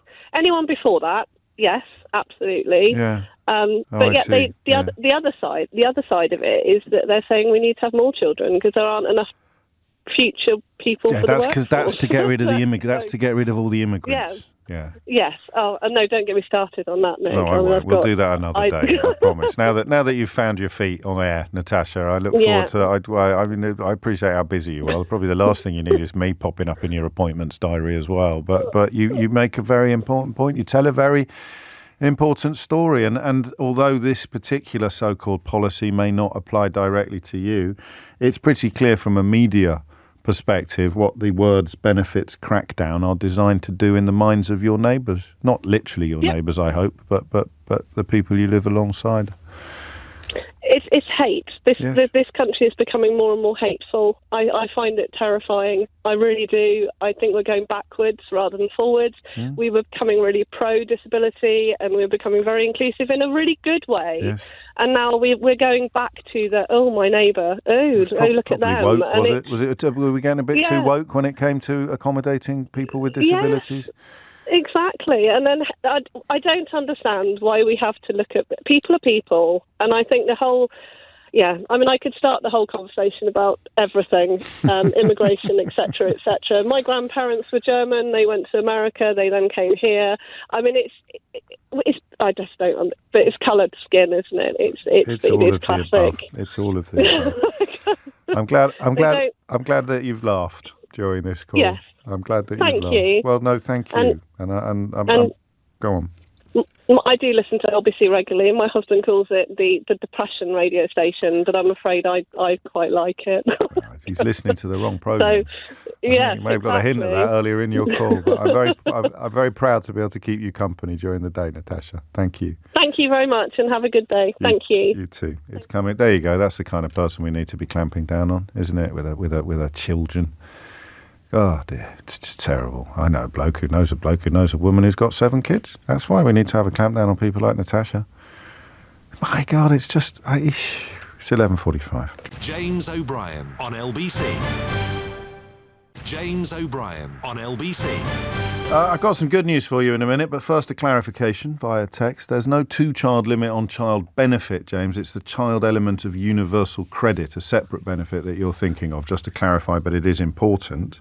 Even more important, this is not a happy hour, is it? Actually looking at the facts of benefits crackdowns and living in such circumstances. But the government is actually there's some good news. If you are one of the 4% of estates eligible for inheritance tax, set perhaps to rise to 7% this year. It was 4% in 2020, 2021. Then Jeremy Hunt is poised to halve the rate of your inheritance tax. So the tax you pay on wealth that is being passed on to heirs will be cut at the same time that they announce a benefits crackdown. Now, I mean, people have been sharing very personal information with me today. This is the sort of story that reminds me that this government is constantly trying to give me money while take it away from people like Natasha and Claire and Kieran. And I find it very hard to understand. This government, every time there's a budget, Liz Truss's thing, I did the sums on that. Liz Truss's thing was like 3 melons coming up on a fruit machine for me. Constantly trying to give me money. Jeremy Hunt, constantly trying to give me money. Kwasi Kwarteng, writing me cheques. Rishi Sunak, handing me cash.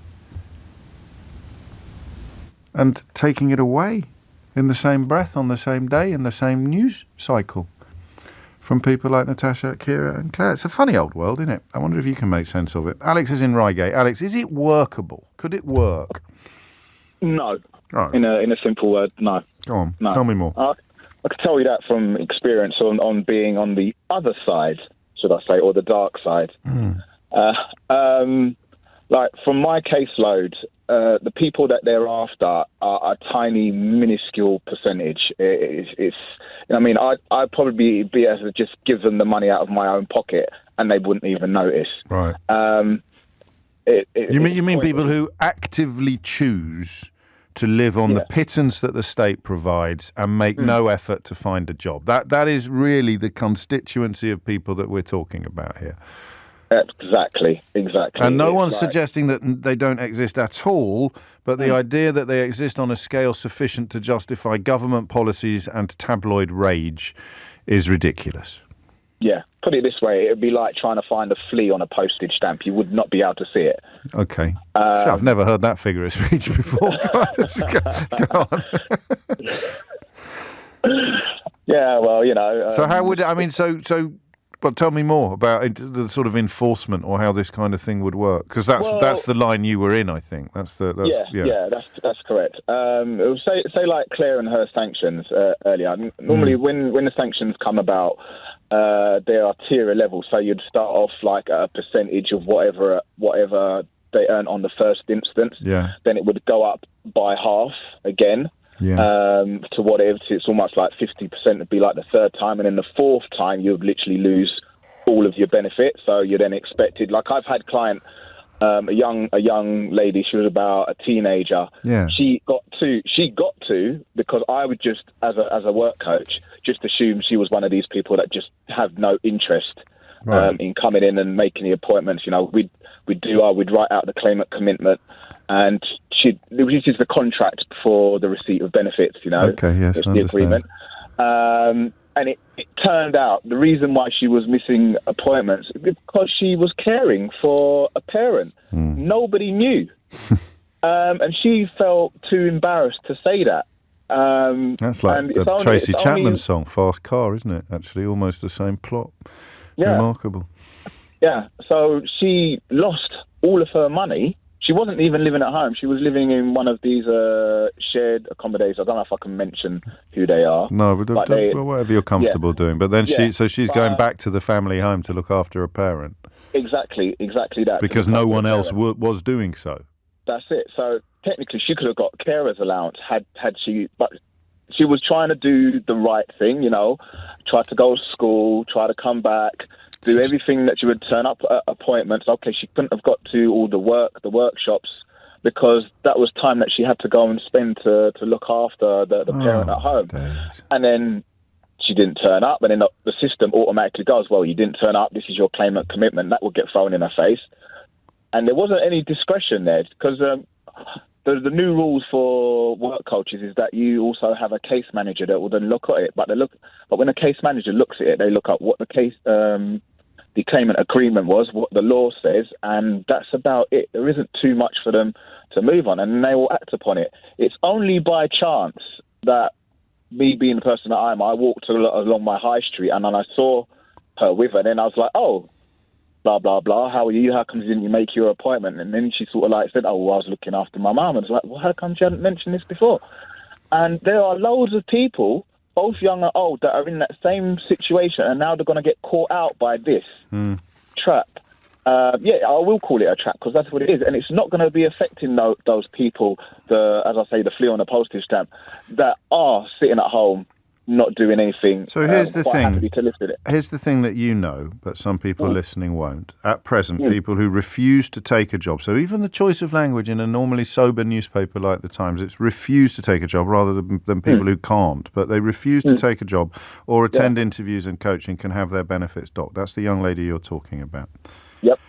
But ministers want to go further and shut benefit claims entirely if people have been disengaged for 6 months. So the word disengaged is in quotes, it's their words. So they reckon tens of thousands of people would lose all their benefits, but also other state services where eligibility is linked to receipt of benefits. What happens to those people, Alex? It's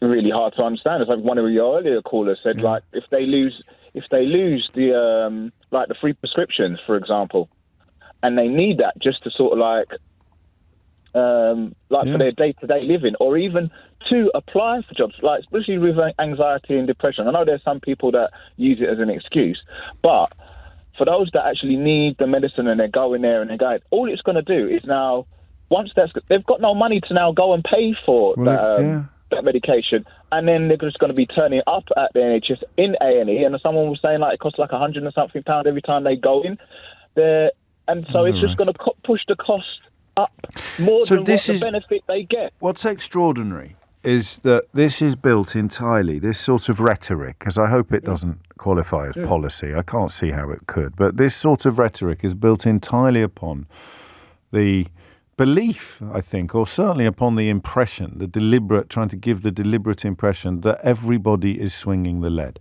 Everybody is taking the mick. And yet the reality is that even if a few people are, the massive majority are not.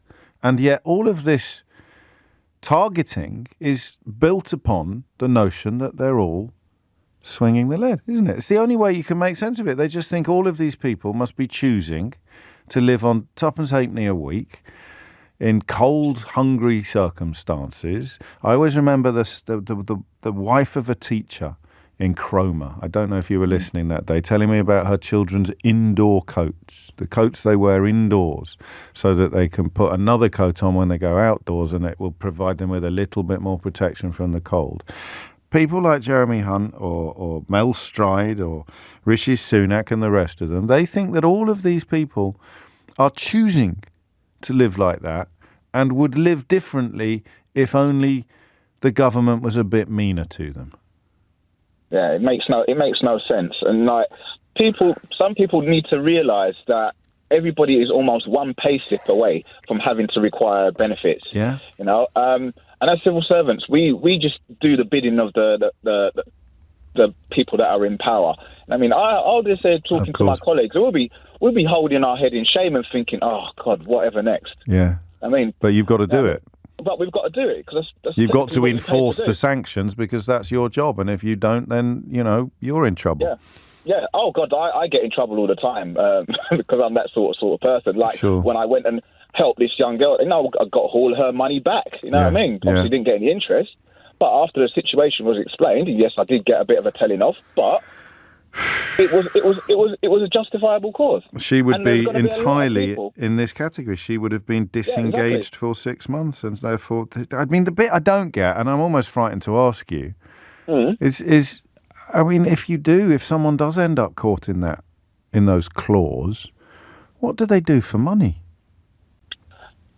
I would say they don't care, but it's not the DWP and the employees that don't, because you know what I mean. We would happily give the money out of our own pocket. No, but if I end up caught in that between that sort of Scylla and Charybdis of bureaucracy and policy, and you remove all my benefits, what do I buy my tea with that night?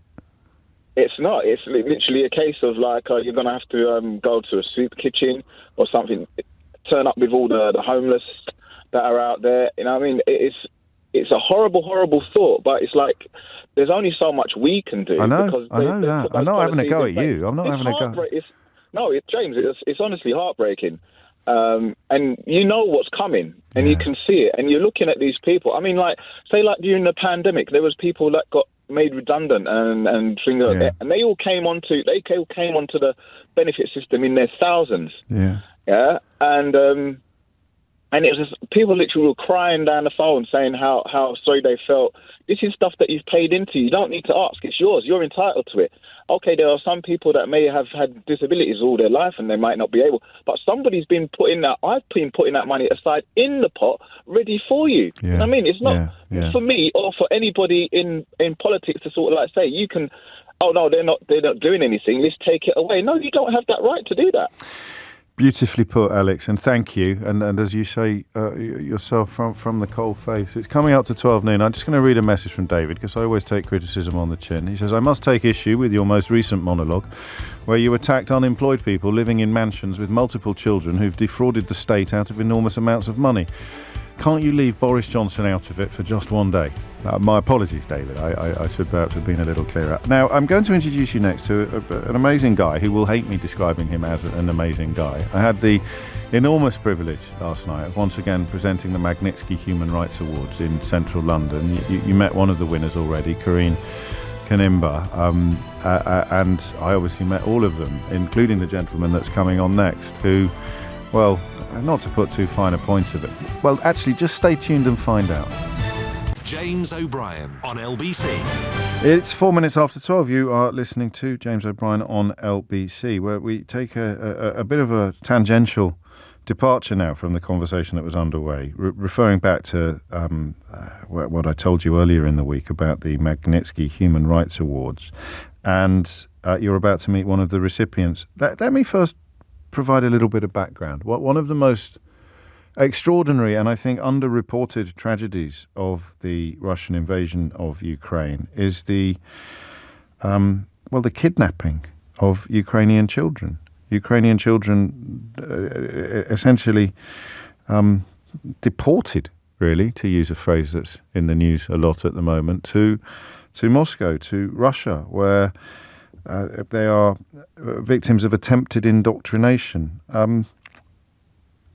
One man, Michael Kuleba, who is with me now, has taken it upon himself to try to bring them back and has so far succeeded in repatriating 204 Ukrainian children who were deported to Russia. And for this, last night, I was very proud to be on the stage when he received his Magnitsky Award for being the outstanding human rights activist of the year. Michael, thank you for coming in today. I suspect you may have had a late night.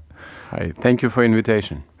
Yeah. How did you get into this? I know you started off your career in child protection in Ukraine, but this particular mission, how did you end up accepting it? I started in late 90s where a lot of street children were on the streets, and it was thousands of children after Soviet Union collapsed. And I had a business, and one night I stopped on the street and I've seen some boys there. I tried to talk with them and give them money and food, and I couldn't understand how in my country children could live on the streets and could be abandoned. And every day after my job I stopped there, and more I was involved in children's issues, and I opened the first center for street children in the capital, in Kiev, and then second, and then third. It was a network of centers. I took these kids from the streets and recovered them and provide different kind of support. And for orphans, I found families. And yesterday you heard, during my speech, I talked about one case when I found one boy. It was one of the first boys who, with his younger sister, they lived years on the streets. I took them and recovered and found a family, a foster family, and they grew up in that family. And before yesterday, he was killed as a soldier, and he was fighting for our freedom. And yesterday we returned 2 orphans who've been captured from occupied territories. It's very mixed feelings, because we are rescuing somebody and somebody dying for our freedom. So it's a remarkable circle. How do the abductions work? Is it? Are some Russian troops charged with finding children and sending them back to Russia? Is it an opportunistic event, or is it a very deliberate plan? It's a clear strategy of Russia Federation. This abduction, it's not just something what happened. Yeah. And it was a clear plan to invade Ukraine, to clean this territory totally, to erase our identity, because Putin, it is through his speeches. He told that, what is Ukraine? It is a Russian state, and you can read in their books in Russian history. For children learn in Russia, Ukrainian children learn on occupied territories this history that Ukraine is just a region, a Russian region, and that's why his main idea is to destroy our identity. And it doesn't matter for him just to physically kill a child, but it is impossible now to kill anybody because you could be punished. You will have a lot of people who are against you. But it's better to take these children, transfer them to Russia, and brainwash, indoctrinate, and totally erase their identity. The idea of being Ukrainian is eradicated. Yeah. Really. One of the young women that accompanied you onto the stage last night, two 16-year-old girls who you had rescued from Russia, one of them spoke of her little brother falling for the indoctrination. Yeah. And she somehow managed to persuade him to come home with her. I don't think she would have left Russia without him.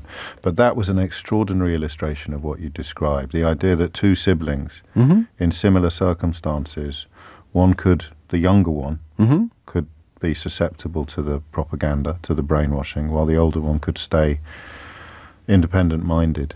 How many, and this is a hard question for me to ask, I didn't ask you this last night, how many do slip beyond your reach? How many do fall for the Russian brainwashing? Do we know? We have to go back to 2014 when Russia invaded us first time, and Donbass and Crimea was taken, and now together with the kids who've been deported and who stays on new occupied territories, 1.5 million Ukrainian children who live under the Russians. Right. And maybe 99% of them have Russian citizenship now. And the Russian plan is instilled hatred towards Ukraine and weaponized these children.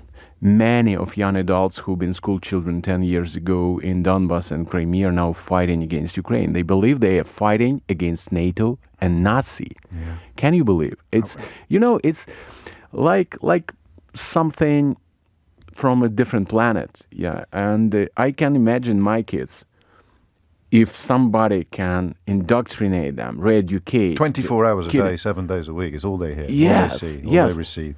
And children who've been returned by Save Ukraine were reporting that sometimes Russian anthem played 5 hours a day in their camp.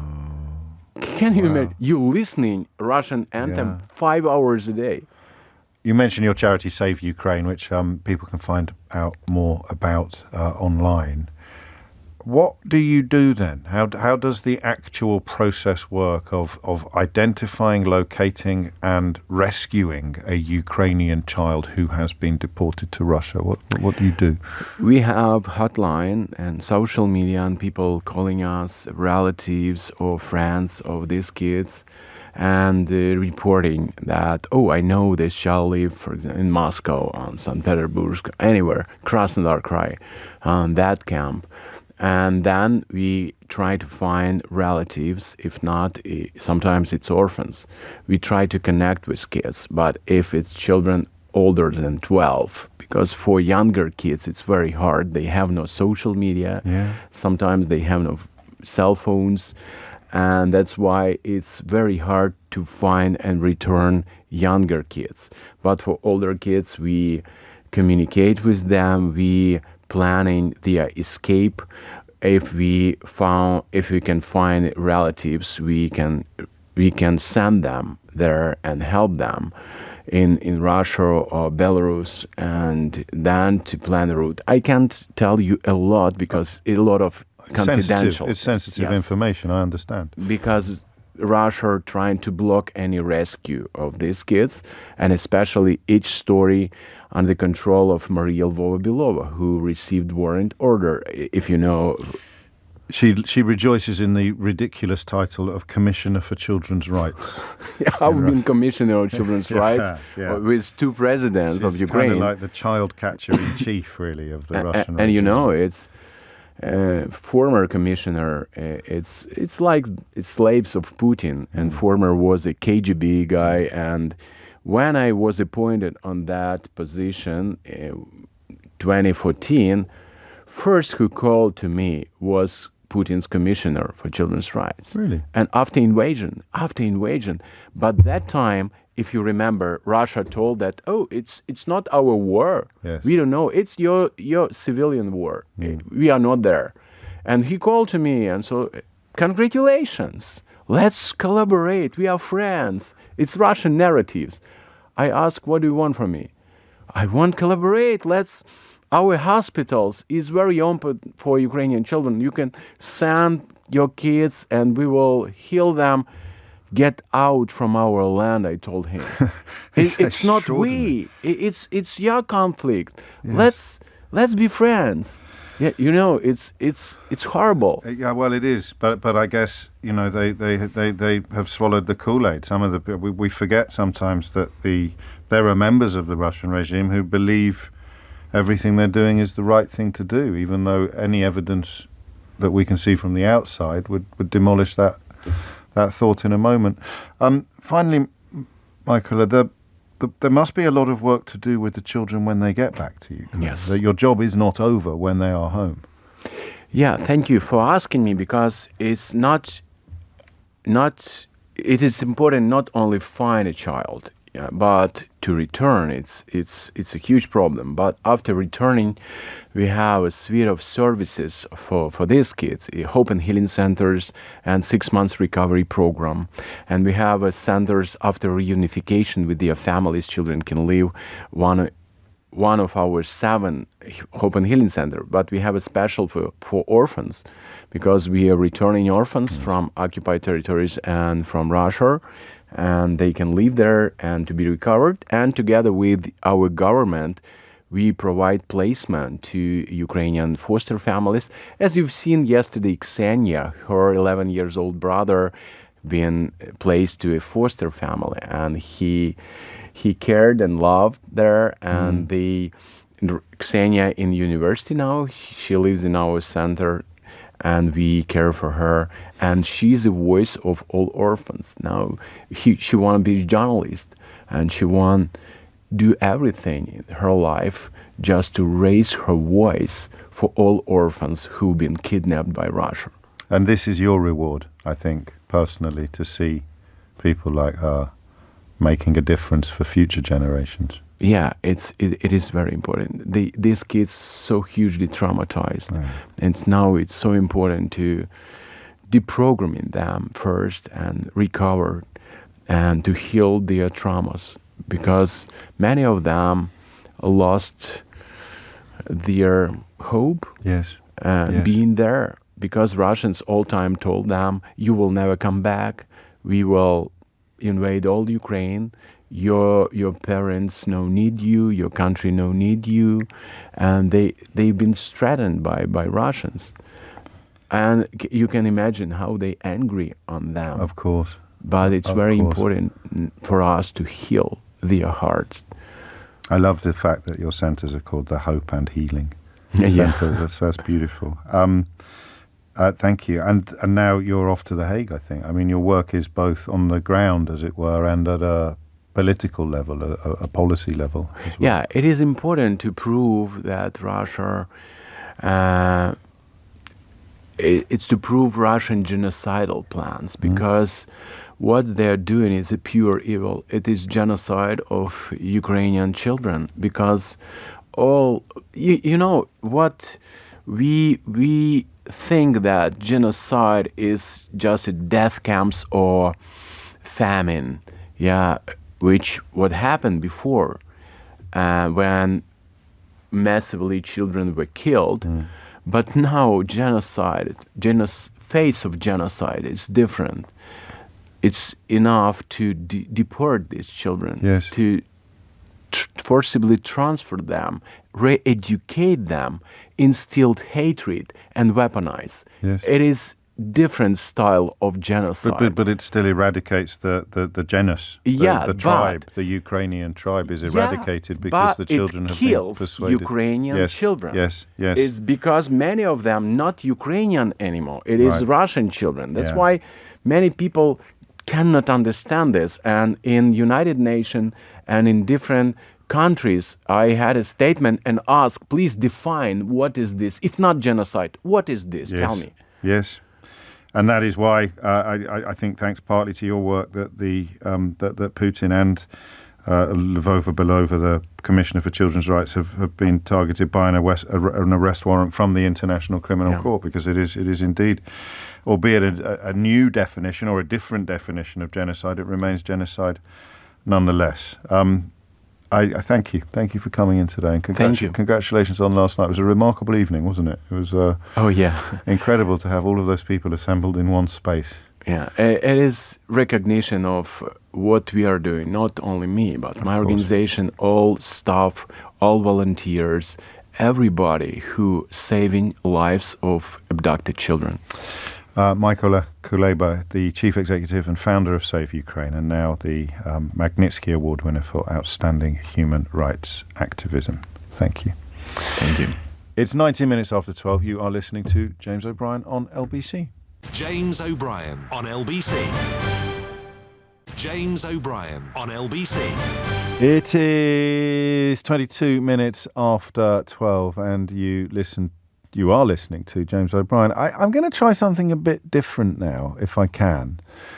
I'm going to be really specific on who I want to call me, okay? So we're staying with the story about the benefits crackdown in a way, but we're asking a question spawned really by the calibre and the emotional heft of the callers that we've already had. So my apologies to everybody waiting to contribute to that conversation, to add your stories to the ones that we've already heard. We will return to this, and I will always have your back, okay? I hate these stories. I hate it. I read the columns and hear the comments that Natasha referred to when I do hear them. The idea that it is so easy to demonize the needy or the vulnerable. And that's what I want to talk about next. So there are two questions, really. And the Holy Grail caller will be the one in a position to answer both. Okay, but I'm more than happy if we don't find the Holy Grail caller with callers who can only answer the first question. And the first question is this. We've just spent 10 minutes in the company of somebody who has dedicated his life to helping people less fortunate than himself. You know? And it is not extraordinary to encounter people who do that. Mykola does it in extraordinary circumstances. Everybody else who picked up an award last night at the Methodist Central Hall in Westminster does take that to an extraordinary level. But one of the things that I always take away from that ceremony is the question, actually, of what would you do? What would you do if the spotlight fell on you? You know, you met Karine Kanimba earlier this week, who, along with her sister Anais, also picked up an award last night for outstanding young person in the same field in human rights advocacy. And her father, her adoptive father, Paul Rusesabagina, who was also there last night, he is the hero of Hotel Rwanda, the Don Cheadle film that you may or may not have seen, but a kind of Schindler figure during the Rwandan genocide. And he was a hotel manager. Cometh the hour, cometh the man. I mean, absolutely no compunction upon him to do that. So you always come away from events like that and meetings with people like Paul and like Michaela, thinking, what would I be the person I would want to be if I ever found myself in those circumstances? Would I be that person? If the planet span, if the dice rolled and you found yourself facing that kind of dilemma, would you be the person, would you be the hero that you would hope that you might be? And the tragic truth is, for most of us, that we wouldn't. We wouldn't necessarily sign up with the bad guys or go in the opposite direction, but we would probably, most of us, keep our head down. And you can hope, and I do hope, that I wouldn't be one of the people to keep my head down, but until that moment happens, until you're there managing a hotel in Kigali when people are fleeing genocide and you have a window in which you can help at great and enormous and permanent risk to your own safety and survival, you can choose to help, shelter, and get them out. It's crazy, right? I always find myself thinking about that when I'm hosting that ceremony. It's an incredible evening, an incredible ceremony. And I mentioned that in passing. As a quick word on the Rwandan issue, because I had a bit of almost a surreal moment on stage when Karine and her sister were describing the regime of Paul Kagame, the current dictator in Rwanda. And there were Tory MPs in the room, right? Ian Duncan Smith was there, and to his credit, he spoke up incredibly powerfully and very critical of the Conservative government. Here's something you've never heard before on this programme. Me giving some credit to Ian Duncan Smith, but he spoke up powerfully and persuasively about the case of Jimmy Lai, who we've also talked about on this programme. Jimmy is a British citizen currently being held by the authorities in Hong Kong for the crime of publishing a newspaper, for the crime of journalism. And Duncan Smith spoke up very powerfully about the failure of the Foreign Office and the UK government to do their duty by Jimmy Lai. But, last time I checked, he was also a supporter of the Rwandan policy. So you're sitting there presiding over the bestowing of an award upon two extraordinary young women who tirelessly agitated for their own father's release from a dictator's jail. Just 3 years ago. I also sat next to the American negotiator, an extraordinary man, truly an extraordinary man, who had essentially helped them and had achieved that end. A chap called Roger Carstens, who is the special presidential envoy for hostage affairs. He goes to a mad evening, you can tell. But I'm standing on the stage listening to Karine and Anais talking about the difficulties that they had and the help they received from Roger in getting their dad out of a dictator's jail, where he had been tortured and where he had ended up after being kidnapped, right? And I'm sitting there thinking, this is the same regime that Rishi Sunak and his colleagues, to whom Rishi Sunak and his colleagues remain determined to deliver refugees and asylum seekers from this country with no hope of return. I'm sorry, I didn't know I was going to go off on this particular tangent, but I have to. That's what I did last night. I listened to the daughters, two survivors of the Rwandan genocide, And the daughters of the hotel manager who saved over 1,000 souls from genocide, recounting how he had ended up being kidnapped, imprisoned and tortured by the same regime to which Rishi Sunak remains determined to send asylum seekers and refugees in this country with no hope of return. And I couldn't quite get my head around it, to be honest with you. And I still can't. I still can't.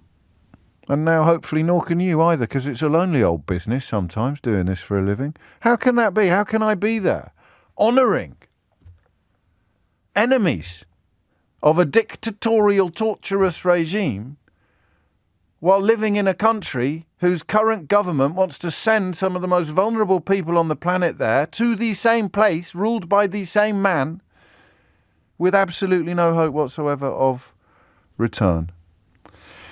It's a funny old world. So anyway, after 12:30, I want to talk about the opposite type of person. Not the kind of person who wonders whether, when push comes to shove, they would have the stones or the wherewithal to be the hero that they'd like to be, but instead the kind of person who listens to these invitations to attack the demonised and takes them up with alacrity. And I'm not here really to attack you, but I am here to ask you why you think it works. Why is it? Why do they know at the Times and at Downing Street that the words benefits crackdown or the words look for a job or lose your medicine? Why do they know that with a certain type of voter that will go down like a delicious cup of tea? Why does it work? Why do these appeals to the very worst of us work so well? And I want your answers to that question. And if you used to be like that but you're not anymore, I would really love to know what happened. So you would once have sat here listening to invitations on the radio to hate unemployed people. You'd have swallowed all the stuff about flat screen TVs and lives of leisure, living it up and loving it. You'd have bought it all. And now you know the truth. I want you to tell me how you ended up being in the first position and what brought you to the second position. So here are the two questions. Why does this vile rhetoric work so well? 03456060973. And what helped you see the light? 03456060973. It's 12:32 and Amelia Cox has your headlines. James O'Brien on LBC. James O'Brien on LBC. It is 12:36. You're listening to James O'Brien on LBC. We're having essentially established that it's highly unlikely the look for a job or lose your medicine headlines will be translated into substantive policy. We're left wondering why they do it. But we can answer that question. They do it because it will rile up a certain type of listener or viewer or voter. But why does it work so well? And this is probably me speaking from... Well, I would normally say this is probably me speaking from a position of privilege. But I'm nowhere near as privileged as Rishi Sunak or Jeremy Hunt when it comes to my own personal financial situation. So they're making a calculation here about people who presumably aren't like them. I can't imagine Rishi Sunak with whatever it is, 700 million quid in the bank, in the joint account, lies in bed at night fretting about unemployed people living on 80 quid a week getting too much free medicine. Well, maybe he does. I don't know. Maybe he does. But I don't understand why it works so well. Okay? And I want you to tell me. And I really want you to tell me if you have crossed to the other side. You've gone from thinking, this is good, this is important, we need more benefits crackdowns. The last 27 haven't worked. Or... you now sort of think, God, I can't quite believe I used to think like that. And let's try and work out why you did. Alan is in Blackpool, which is a very poor part of the country, Alan. You won't mind me mentioning. What would you like to say? Yeah, good afternoon, Jim. I will say, actually, and I'll give you my brief story and explain exactly why my views changed. I'm originally from Chingford in London, which of course is probably, in that sense, the opposite. it's my history. I'll tell you like it was. Can you believe, for 21 years was a postman in Chingford, where I was brought up, where I lived. Yeah. I'll be honest, I had a regular delivery, and there were quite a few people, excuse me, there were quite a few people... We're going to have to do something about the phone line, Alan. I don't know if you've met... I really, really want to hear this story. I don't know what gift you have, but you've set it up in a way that has got me absolutely on the edge of my seat. But just breaking down a bit, the phone line there. So we'll just try and improve that, and I'll come back to you imminently. 12:38 is the time. A couple of you pointing out down at the front of the queue that I don't think any of this was in the King's Speech. I don't think the inheritance tax stuff was either. But I thought that while we try and improve the quality of Alan's line, we've heard a lot about struggling today, haven't we? We've heard a lot about very difficult journeys. So I thought that you might find this quite inspirational and uplifting. My lords, it is a tremendous privilege to make my maiden speech in your lordship's house. It has been quite the journey getting to this moment. That is Charlotte Owens, who 6 years ago was an intern in Boris Johnson's office and is now in the House of Lords. We may catch up with a little bit more of her maiden speech, but there you go, quite the journey, eh? From intern to the House of Lords in the kind of time it takes most of us to get A-levels. Back to Alan. So, you were in Chingford working as a postman.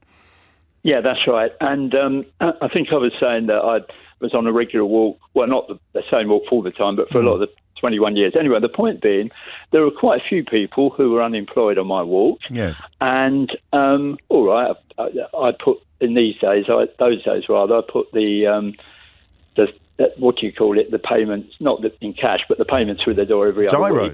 Gyros, thank you, sorry. There we go. Anyway, the point being as well that... from time to time, and quite a few different people would get bills from Sky Television or such like. And I used to think to myself, these people, they do nothing. Here's me walking the streets, working with... I enjoyed what I did, don't get me wrong, but, working hard, blah, blah, blah.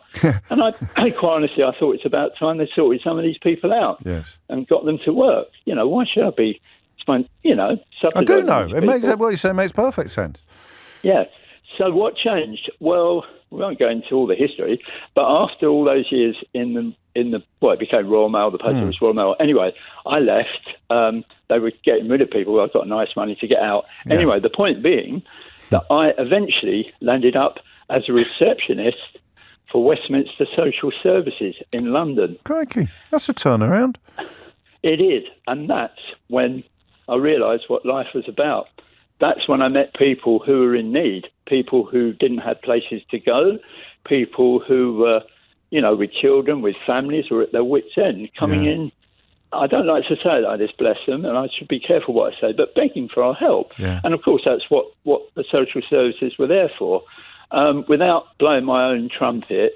Well, if you do, you're in good. If you do blow your own trumpet, Alan, you're in very good company. So don't worry unduly about that.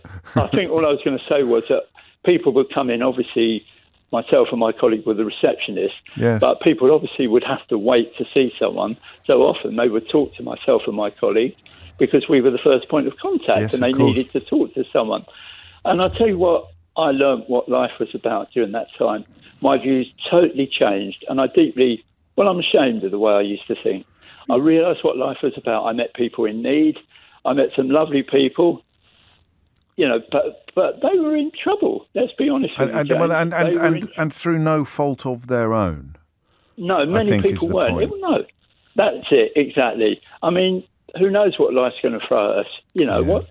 We don't know what's going to happen tomorrow. So that is my honest story. Well, I mean, in a way, I don't know that you've got anything to be ashamed of, because if you're delivering unemployment benefit and Sky TV bills to a house, I can completely understand why you would think that is unacceptable. But I suppose the question underpinning that would be, what are they going without? It depends how much the cheque is for, really, and how much what are they going without in order to pay for Sky TV? These people could be living in ridiculously unpleasant circumstances, but they've just chosen to spend their money on distractions all day. Yeah, that's true. And I never gave that a thought, James. Let's be honest with you. I never gave that a thought. I don't think I would have done. And how did you end up in Blackpool? Just given that we're doing the life story, Alan, I thought we'd better get the final chapters in. Oh dear, this is a bit of a turnaround, isn't it?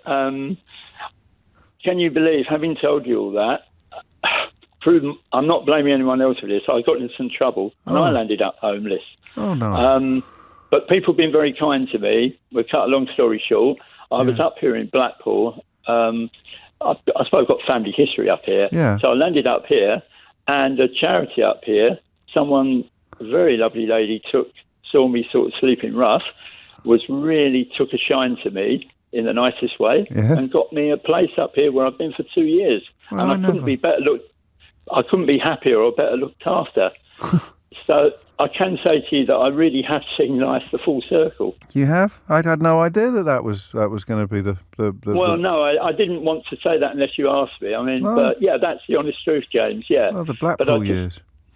But I will say it was my fault. I would blame no one else. Right. I just did some silly thing. I understand. So you lost what you had, and you needed help getting back on your feet, and you found it. And it didn't, by the sounds of it, didn't really come from the government. Alan, what a remarkable story. Thank you for sharing it. It's coming up to 1:45. It is. I mean, that is it. I mean, you didn't even need to be on the post round. If I say, look, there's an unemployed fella over there, he's got Sky TV, and you automatically presume that he is living a life of Riley. I think, what if he's living on pot noodles and he's got Sky TV, cheap noodles, instant noodles, or cup of soups, and he's got Sky TV? Are you still cross? Are you still jealous? Living with depression, but he's got Sky TV. Other television subscription services are available. But I see how it works. You see how it works. And that, I guess, is why the flat screen telly, you couldn't turn your radio on at one point 10, 15 years ago without someone wanging on about flat screen televisions. And these people, if they're in my line of work, they know that they're not telling the truth. They know that the massive majority of people on unemployment benefits are not spending their lives hoovering up foie gras and caviar while watching their 240-inch television. They know all that. But they also know it works. It's a brand of, you can't really call it journalism, it's a brand of propagandizing that enables right-wing people who enjoy enormous unfair advantage to persuade ordinary people who don't enjoy enormous unfair advantage that the problems in their life are caused by people with less than them rather than the people dishing out the contracts. And remember, you're talking also about regulation in a lot of this stuff. Send people back to work, particularly if they've got illnesses and disabilities, then you're going to need a lot of regulation in place to make sure that they're safe. And what does Jacob Rees-Mogg dedicate his life to these days? Trying to get rid of regulations. Some days the jigsaw pieces almost put themselves together, don't they? James O'Brien on LBC. James O'Brien on LBC. 12:49 is the time. I do think that's helpful, actually, as we reflect upon how hard life can be for the people that the government is currently targeting with another benefits crackdown. I think it's helpful to share inspirational stories of hard work being rewarded with great success. So here is, I'll just play that clip again, of a young lady called Charlotte Owen, giving her maiden speech in the House of Lords after, an incredibly difficult time of it, working initially just 6 long years ago as an intern in Boris Johnson's office. My lords, it is a tremendous privilege to make my maiden speech in your lordship's house. It has been quite the journey getting to this moment. I think we should find. I'd like to know a little bit more about her, because you can say one thing about this country: it don't let anybody tell you that it's not a meritocracy. All right, don't let anybody tell you that it's who you know, not what you know, that gets you ahead. And listen to this: if this doesn't qualify you to be the youngest member of the House of Lords, then frankly, I don't know what does. My lords, I was born in 1993. George Michael was still at number 1. And the Spice Girls were about to set in motion a wave of girl power. I'm a child of the dial-up internet connection, when mobile phones were only for phone calls, and the World Wide Web was about to be launched to the public. I've allowed this one to wash over me, really, and I appreciate there's a lot of speculation about what reasons might lie behind her ennobling, but I think that they are mostly rubbish, by the way. Do you know why Boris Johnson made her a lady, or whatever it's called, a baroness? Because he can. This is another example of pooing in the kettle on the way out of Downing Street. What was the first example we came up with earlier in the week? Was it? We had a good example. We said it was like pooing in the kettle, like a burglar who poos in the kettle on the way out of your house. That's what Boris Johnson was doing at Downing Street. He was just putting people, doing things solely because he could. It was almost like a Roman emperor making his horse a senator, which I think might be an apocryphal story, but it's still a very good one. So Boris Johnson makes an obviously unworthy and entirely unsuitable candidate. I'm sure she's a lovely person, but she's got no more business being in the House of Lords than any of the hereditary peers have, I suppose. But she was winning them over with her tales of George Michael and the Spice Girls. Should we have a little bit more? I think, but anyway, sorry, I've got distracted from the central point of this, which is to offer up hope to everybody who's struggling at the moment, that just with the right help and support, you too could be in the House of Lords by the time you're 30. I must also thank the former Prime Minister, Boris Johnson, who put a great deal of trust in me, and I will be forever grateful, not only for this, but for his kindness and encouragement. I feel immensely privileged to have worked with him and other cabinet ministers during my time at Number 10. I was delighted that his commitment to delivering the referendum result, his optimism, his vision for levelling up the country and for ensuring that life chances are fairly distributed, resulted in the seismic election victory of 2019. I think we can all agree with the 30-year-old member of the House of Lords put there by Boris Johnson, for whom she was working as an intern 6 years ago, that life chances in this country are fairly distributed, can't we? I mean, if she represents anything, it is the fact that life chances in this country are fairly distributed. You show me a 24-year-old from a humble background who hasn't got a realistic chance of being in the House of Lords by the time that they're 30, and I will show you, well, I probably shouldn't show you that. But my God, I don't hold any particular ill will towards her, although I think saying, oh yes, I'll definitely accept that peerage would involve a degree of chutzpah that most of us can only dream of. But to stand in the House of Lords, to be so supremely unself-aware, praising Boris Johnson, you can forgive and hopefully forget. You know what happened during COVID, so does she. You know how contemptuous he was of Parliament, so does she. You know how much danger he inflicted unnecessarily on the country, so does she. But hey-ho, on we go. But to stand there at the age of 30 and talk about the distribution of life chances, the fair distribution of life chances, it's quite extraordinary. But there we go. You show me a 24-year-old that hasn't got a realistic chance of being in the House of Lords by the time they're 30, and I will show you proof that she's right when she talks about the fair distribution of life chances. We talk quite a lot about class on Full Disclosure this week because my guest Miles Jupp is, like me, a beneficiary of a wonderful education, but unlike Charlotte Owens, perhaps, completely unaware of no, we're completely aware of how lucky that makes us. And you probably know him from Rev or from the News Quiz on Radio 4. Some of you may know him as Archie the Inventor on Balamory.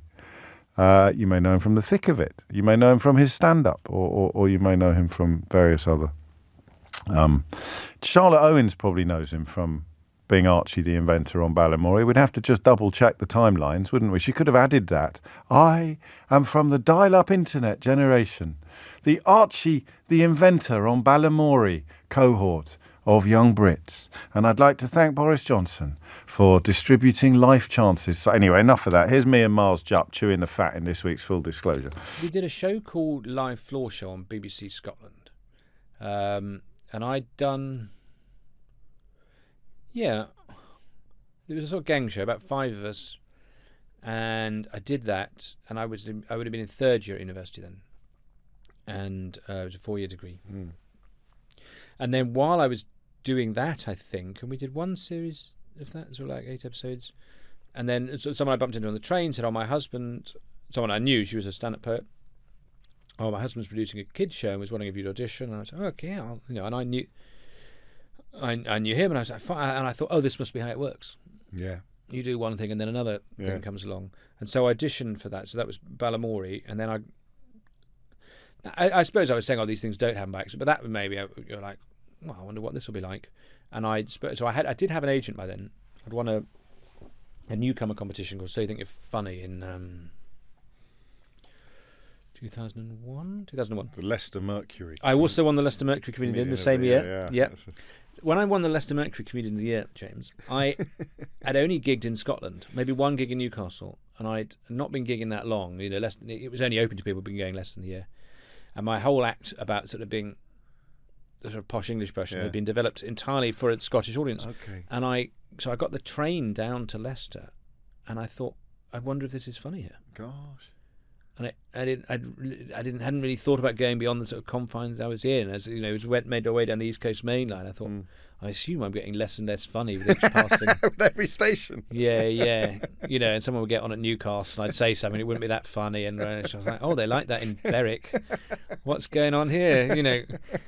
And by the time you get to Peterborough, you're really unfunny, and now you're sort of just turning straight off to Leicester, and it's all.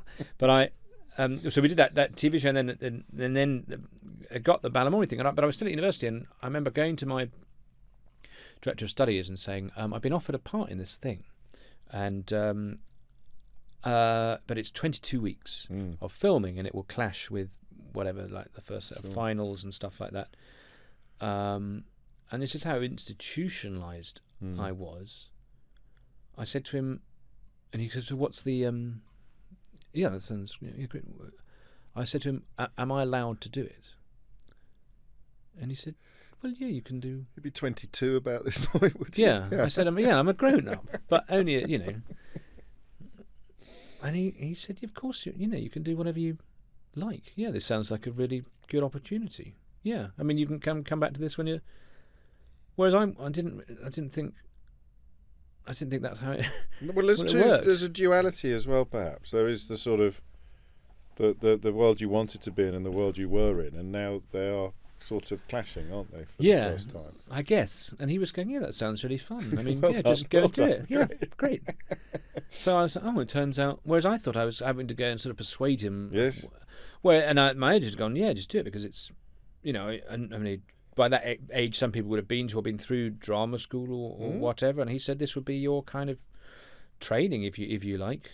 And I didn't really think, and all of the other thing he said was, look, it's a very new channel, CBeebies, not many people watch it. It's just no one will see it. Probably just go and do it and enjoy it. So I went off and then it became obviously of its type and time a sort of big program. So that was the sort of that's the bit when you think, gosh, this isn't something that I'm in control of really. I forgot to tell my kids about that. They'll be really excited, and so should you be. Miles Jupp there on this week's Full Disclosure. A really lovely conversation with a very lovely man. If you missed any of today's show, you can listen back to the whole show podcast on Global Player, where you can also rewind and pause live radio. You'll also find all of LBC's shows to catch up on, as well as all the world's biggest podcasts, up to and including Full Disclosure. Pause and rewind live radio on Global Player, where you're always in control. Download it for free from your app store or head to globalplayer.com. Coming up at 4 on LBC, it is Tom Swarbrick, but now it's time for Sheila Fogarty. Thank you very much, James. James O'Brien on LBC.